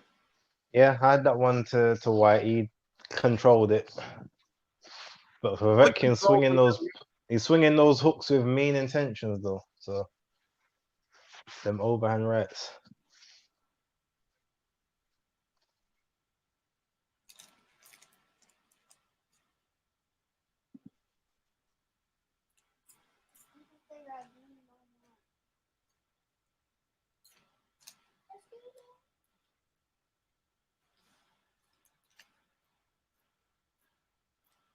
We got Dave Caldwell in the corner. He's talking, he's saying stuff. Don't reach over your front foot, put the weight on the back foot. You heard that? Yep. He snuffed him with that jab.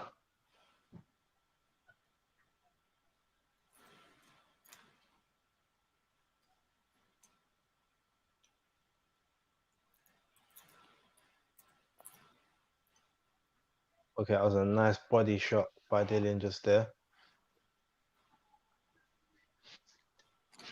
Jab still there, feet still there. Good, good. He's jabbing to the body. I think he's got the game plan. Good hook to the body. Ooh, a nice right hand. Another good hook to the Povetkin body. felt that. Yeah, Dillian's jabbing him. Good stab to the body there. All right.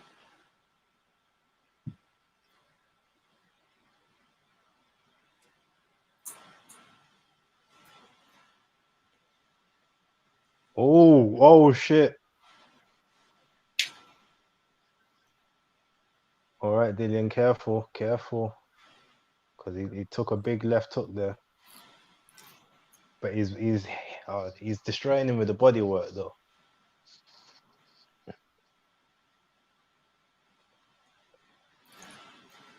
Be careful there. Yeah. Come on, Dillian, don't get greedy. Yeah, don't get greedy. Clean it up, Dillian.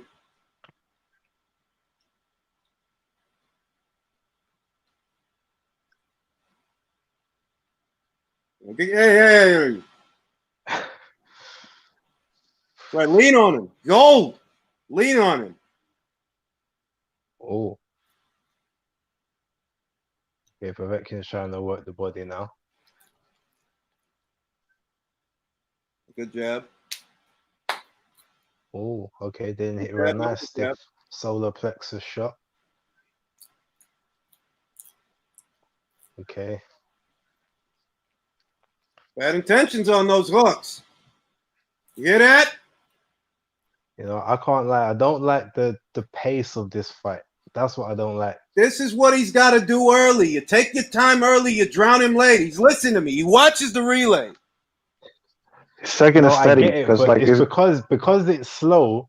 Povetkin doesn't. He's not gonna gas if he's not having to move much. He's not having to move much. But That's he's what getting I'm. hit. He's getting hit. He's getting jabs up top. He's getting jabs downstairs. Yeah, but he's also getting enough time to look for where those openings are gonna come. That's what I don't like. You got to rush him a bit more. But okay, cool. I just really don't want him to drop on this final hurdle. That's what it really is. It's a good pace. Dillian's controlling the action. That's 2-0. Dillian Whyte.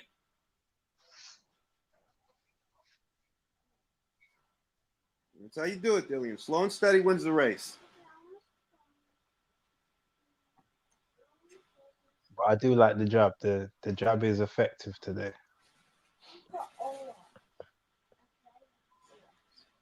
he's got good hooks to the body.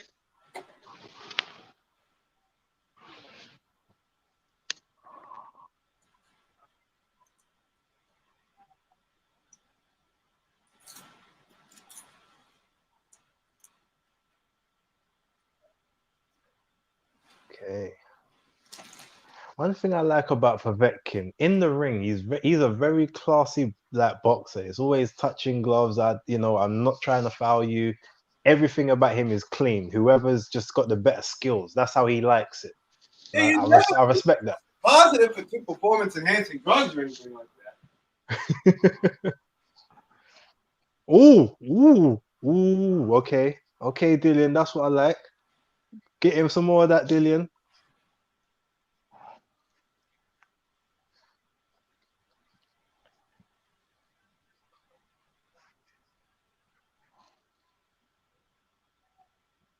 Ooh, all right, Dillian. That's right. Don't take any of those clean. Yeah, good stuff. Good stuff, Dillian. Good stuff. Okay. Hit with a little cop. Oh, okay. Oh.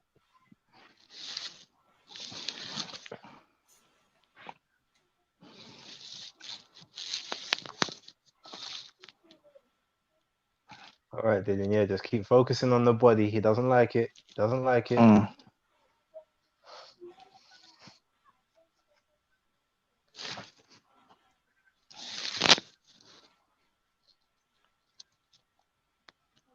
Yeah, that double jab's working nicely as well up top. Told you, the left hand's the ticket.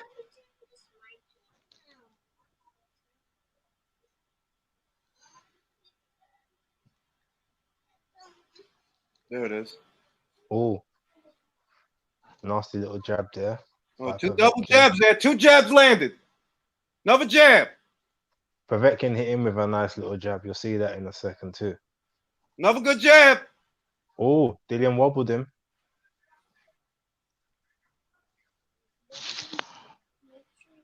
He caught him with a good jab. Povetkin caught him with a good jab. Nice little jab. Yeah, you saw it. Yeah. Another. All right, Dillian. Oh, Dillian, don't do that. Not yet. Not yet. It's too early for that, Dillian. Don't be swinging that hook just yet. Get those hands high.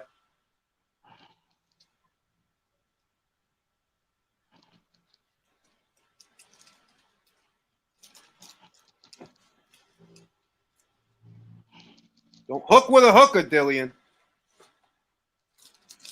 Especially one who's that compact.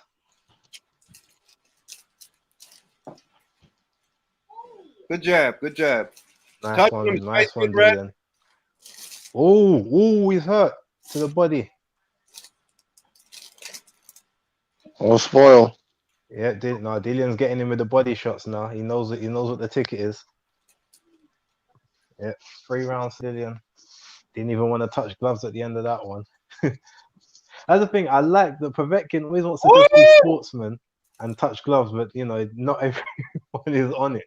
And he looked back at Dillian when Dillian didn't want to touch gloves, like, okay, that's how you're playing it now.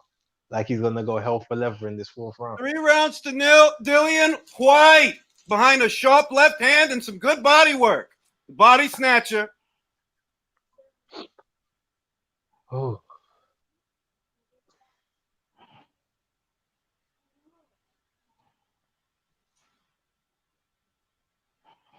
Oh, that's right. Yeah. Yeah, now it's done for me. The 3rd round. Yeah, I give it 3-0. That was a fantastic body Looks shot. like Dave Caldwell's doing more of the talking than Xavier. That was a fantastic body shot. Clean and mean. Clean and mean. Okay. Oh, and Dylan, could it be a fourth rounder? Could you get him out in the fourth? I got Joe not fucking around.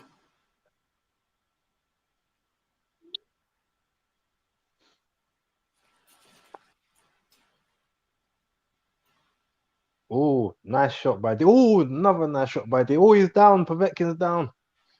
What the fuck? Yeah. Dude, I haven't even seen it yet.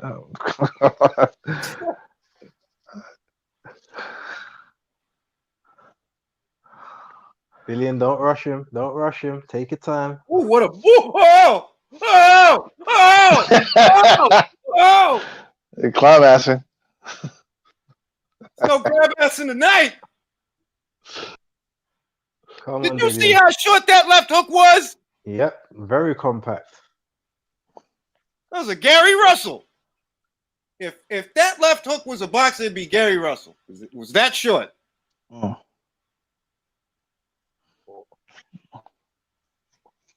Come on, Dillian. Take your time, Dillian. Take your time. Don't rush him. Don't rush in. That's it. Set him up behind that jab. Oh, no, don't do that one, Dillian. Be careful, Dillian. Yeah, don't do that one. Clean that shit up. Get those hands high. Get back on that jab. This guy's getting mad. He's getting desperate. He's getting touched. He's punched in the stomach. He got dropped off a left hook. Guy's pissed off.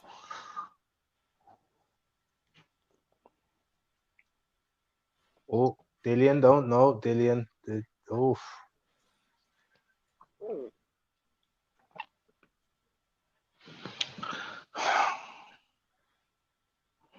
Nice jab, Dillian. Nice jab.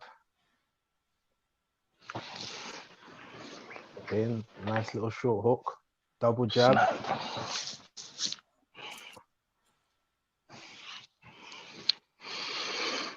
Sorry, guys. I know I'm ahead of you, so I'll keep quiet. Like if anything else happens. Yeah, please do. Oh! Although I don't mind reactions, but don't narrate the fight. Yeah, I'll Can't wait to find out what you got excited about. I haven't said anything. No, I know. I just can't wait what you got excited about. No words. Okay. We'll take oohs, ahs, and haws. Yeah, exactly. Oh! Oh! That's two. Oh! Oh man. Oh, that Oh! one hurt him. Dillian's not here fucking around.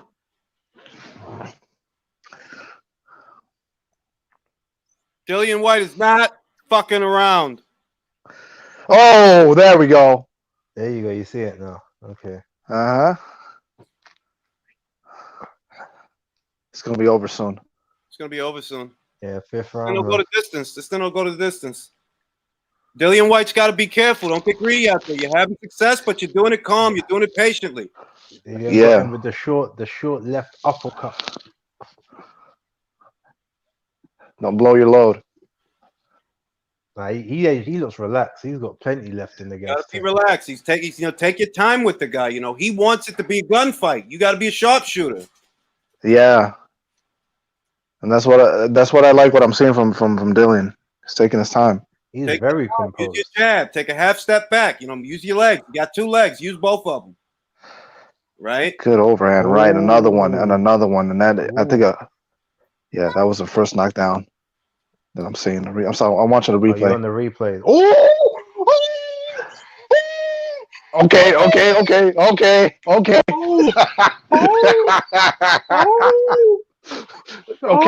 all right. Don't say it. Oh my God. All right. Please. Oh! Oh! Oh man. Damn, I'm so behind. Oh! Oh. Oh, What the hell? Oh shit! what Oh. the fuck? Oh. Oh. Oh my gosh! What the Ooh. fuck? Ooh. All that effort wiped away. Oh. It's over. It's Count, over. that's it. It's over, Johnny. It's over. Oh. It's over. It's all on you. Oh my God. Oh. Pray for his own good. Eagle Right Biscuit, come on down. That's all it took. All that hard work done. That's heavyweight boxing. Christ.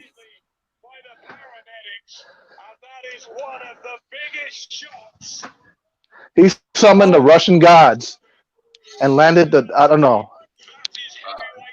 Trying to see which punch he caught him with. I don't know if a jinx is really talking about it. Fucking 3 years down the drain, bro. And but you know Yep. what's gonna happen now, though? Guess what? Guess who's gonna take the blame for that? Eddie Hearn. No, Xavier Miller. You think Yeah, so? Yeah, Xavier they're Miller's gonna gonna put get all the the blame on Xavier Miller, But the thing is, Who's gonna get the Dillian was the new boxing trainer. nicely. his trainer? Oh man, Oh man. Fucking hell, man. Come on, Dilly. You had him. You fucking had him. Oh, you know what? I can't knock him. Nobody could have seen a hook that short coming. If I'm being honest, that was a short hook. That was a hook that put him down. It was a hook that put him down. Okay, I got to see the replay because it happened so quickly. damn. It was a steady pace, and then just like that, done. They're showing the replay now. All right. Fucking wait. 3 years. You should have never left Mark Tibbs. You Wow. fucking cunt. You fucking left Mark Tibbs. You got Xavier Miller, Dave Caldwell. He just got caught, man. Povetkin I mean, set him up with a short jab, and then he put all of his weight into that one shot. Every single part of that 16 stone hit man on the chin. You know, we talked about this. I talked about this with a guy on Twitter. He said his bald spot is itching, which means somebody's going to get upset. I told the guy, if somebody's going to get upset, it's likely going to be Dillian. Povetkin stands a better chance of knocking him out than anything else that's going on in his side. That's the same shot that AJ hit him with. Just with It was with more- his opposite arm. See, Julius, it was more of a hooking uppercut. It was it was in between. Yeah, but he put The his way he whole dipped his 16 stone into that. Yeah, because he dipped his shoulder and he threw that up. You see the trajectory? That was an uppercut. I didn't see no hook. I knew Wow. that was the punch. That was an uppercut. That I was just an want. Yeah, I just want to make sure. He used the hook to set up the. He tilted off to the left and fired a counter uppercut. He tilted off to the left. That is fantastic. You know what, Michael? I got Hunter to was give it right. up to him. Michael Yo, shout out Hunter was right. He said- to he Povetkin, said- bro. He said knockout. Michael Hunter predicted Yeah. knockout for Povetkin. Well, good for him, man. But I thought it was going to be like a steady climb to a knockout for Dillian Whyte because he had him down twice. But 2 times. I know, but the thing is, he had to put him away. And I know I know you mentioned the trainer. He's probably gonna get blamed for this, but not putting the pressure on him. To really go for the kill. That's just heavyweight boxing, man. I'm sorry, man. No, it is. It is. You're one punch away. Man. And now there's no pressure from the mandatory because Povetkin doesn't have the same deadline that Dillian did. This Ooh. changes everything. Changes everything.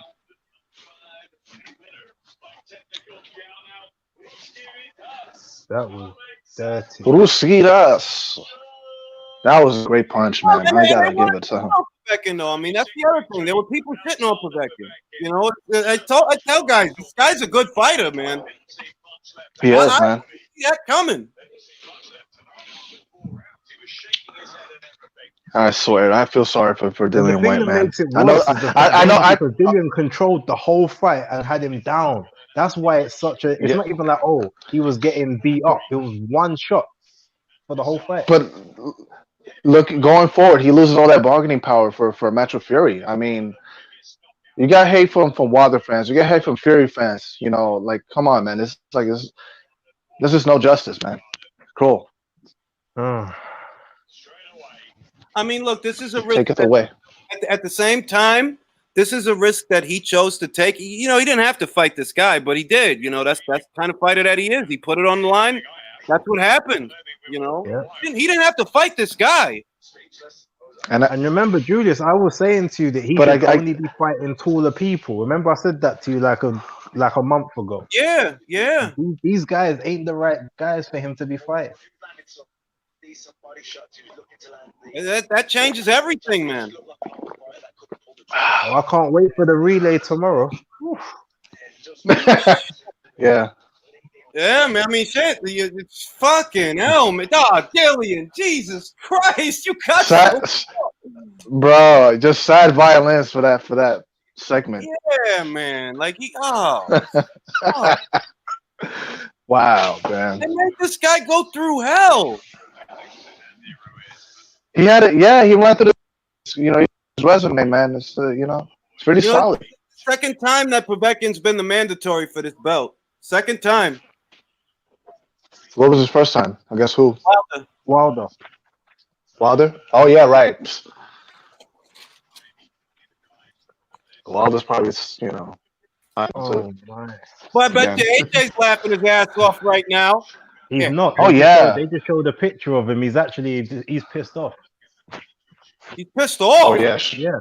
Because remember, if Fury had to vacate, then AJ would have to fight him for all the belts, isn't it?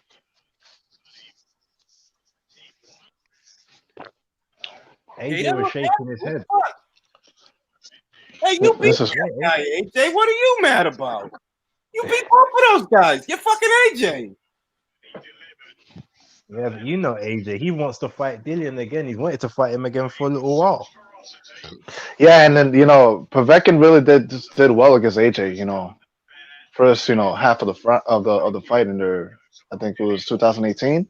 Yeah, Povetkin is like a herpes infection. He doesn't go away. He doesn't want to go away. This guy. He just stalks his opponents, man. He really goes in and close the distance and then try to lance that big shot. If I'm being fair, that was beautiful. The way he leaned off the way he just leaned off, to get out of the way of Dillian shit, leans off to the left, shoots the uppercut off the left hand. Beautiful shit. I gotta say, man, that to me is the knockout of the year so far for me. Yeah, knockout of the year. Yeah. Because what was that stake? Because a stake and just the fashion and the way he fell. He was done, bro. He was fucking done. You get knocked out twice, man. Your head hits the fucking ground. It's it. Subconscious. REM sleep. Damn. He went sleepy. Eddie bye. You know, Mike. Oh God, I should have just picked Povetkin. I'm sorry, I gotta mute. Fucking shit. He's got to start all over. No, he doesn't have to start all over. If he goes the IBF route, he can get a Mando spot. 2 fights. 2 fights. You see it?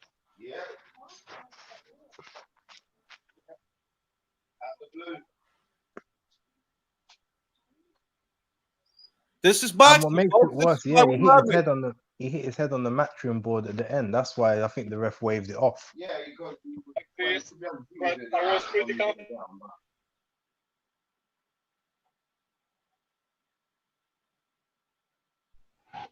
All right, so that matchroom thing didn't brace his fall. I mean, I think it just went through it. Those things must be hard. I thought this was like flimsy, like construction paper. Yeah. Oh yeah.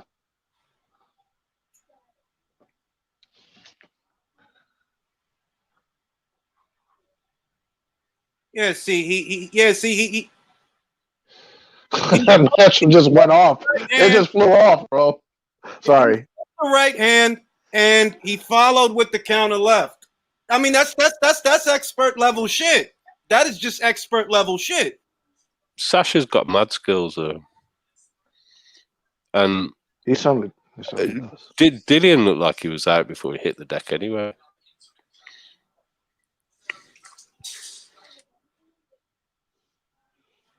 God, it was just so epic, man. That Top 5 heavyweight. There's no other way around. Top 5 heavyweight. Top I 5. don't- Fucking No one's just taking that punch he just put there. I'd be interested to see how keen Fury is to fight Povetkin. Now he's going to be Mando. you know, you might be right, Julius. You could drop that belt. And Can Povetkin become a champion in our lifetime? Yes. first time ever, yeah. This is, but without facing Fury, I mean, come on, that's gotta suck. I mean, that's the way things are these days. You know, they change hands. You know, outside of the ring.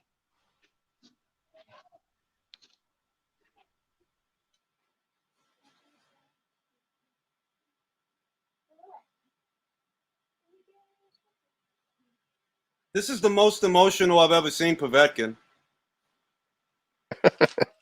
It is. I mean, it's not like he's actually emotional, but this is the most emotional I've ever seen him. Guy's a rock. He's just a KGB assassin, isn't he? Yeah, I gotta say he's probably like has close ties to Putin, so that's probably it.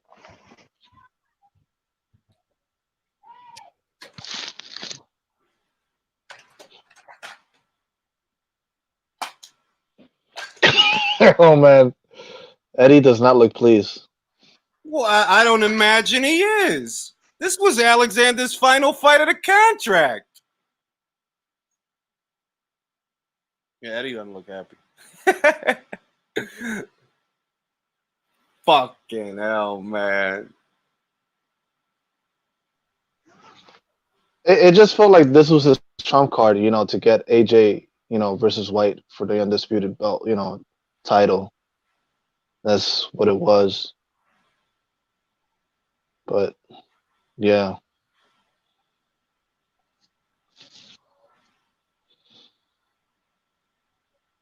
Yeah, shout out to Alexander Povetkin, man. That was beautiful. Banana, and it's fucking bananas, man.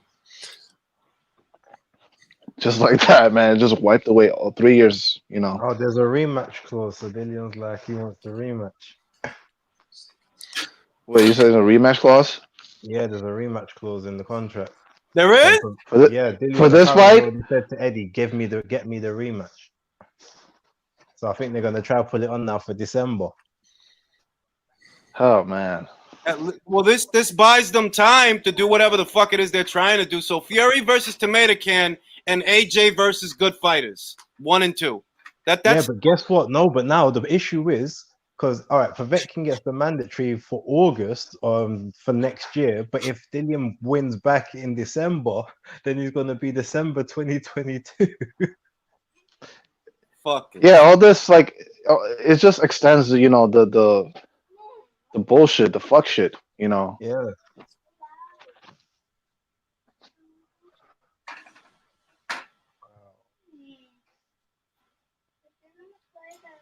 So yeah, there's rematch clause. I don't know if he can beat Sasha now.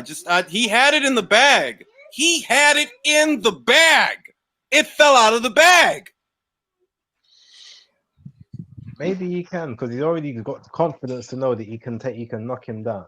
So now he's just got to tighten up, or he's just got to hit him. He's got to start off a bit quicker than he did. That could go totally the other way, though. The pace was too slow. Remember, I said that if he had made him have to move a bit more, he might not have been able to pull that out in the 5th round. I did say that it was too slow. But Dillian was hitting him to the body a lot. He was, And but he didn't really seem to be slowing up. No, but the thing is because the pace was slow, that Dillian wasn't applying a lot of pressure to him. It gave. But he was Povetkin wary enough about chances getting to tagged look. like that, wasn't he? I know, but the thing is, if he was pushing him back, he wouldn't have been able to do that. It's because he was giving Povetkin enough time to look and see what's happening. I feel that when Dillian was landing the jab, and he was landing the jab nicely, he should have followed it up with another punch, because Povetkin gives you like a split second where he reacts to the jab, and Hunt had a lot of success doing that with him. But that's my point. But that's him pushing the pace. Like if he keeps the pace, Dillian wasn't. He was. I'm saying he was. He left it enough that Povetkin was able to look and see where the openings were. But I don't think it's just about tightening up. Like Sasha has got the skills to put those sort of feints and slipping in and clock you like that. That's what he does.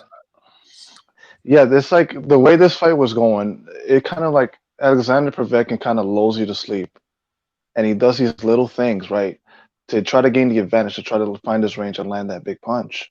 Like the way he just came in and feinted, I think it was a hook, right?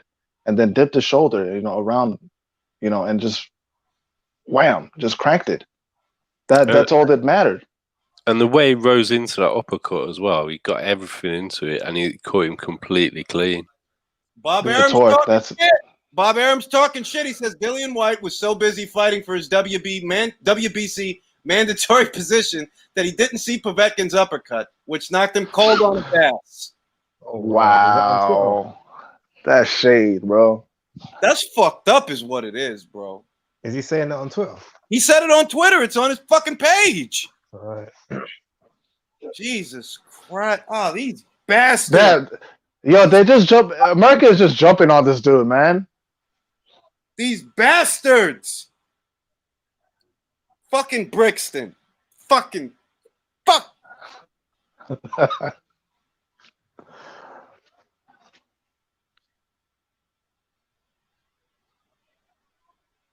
What a way to end fight camp, man.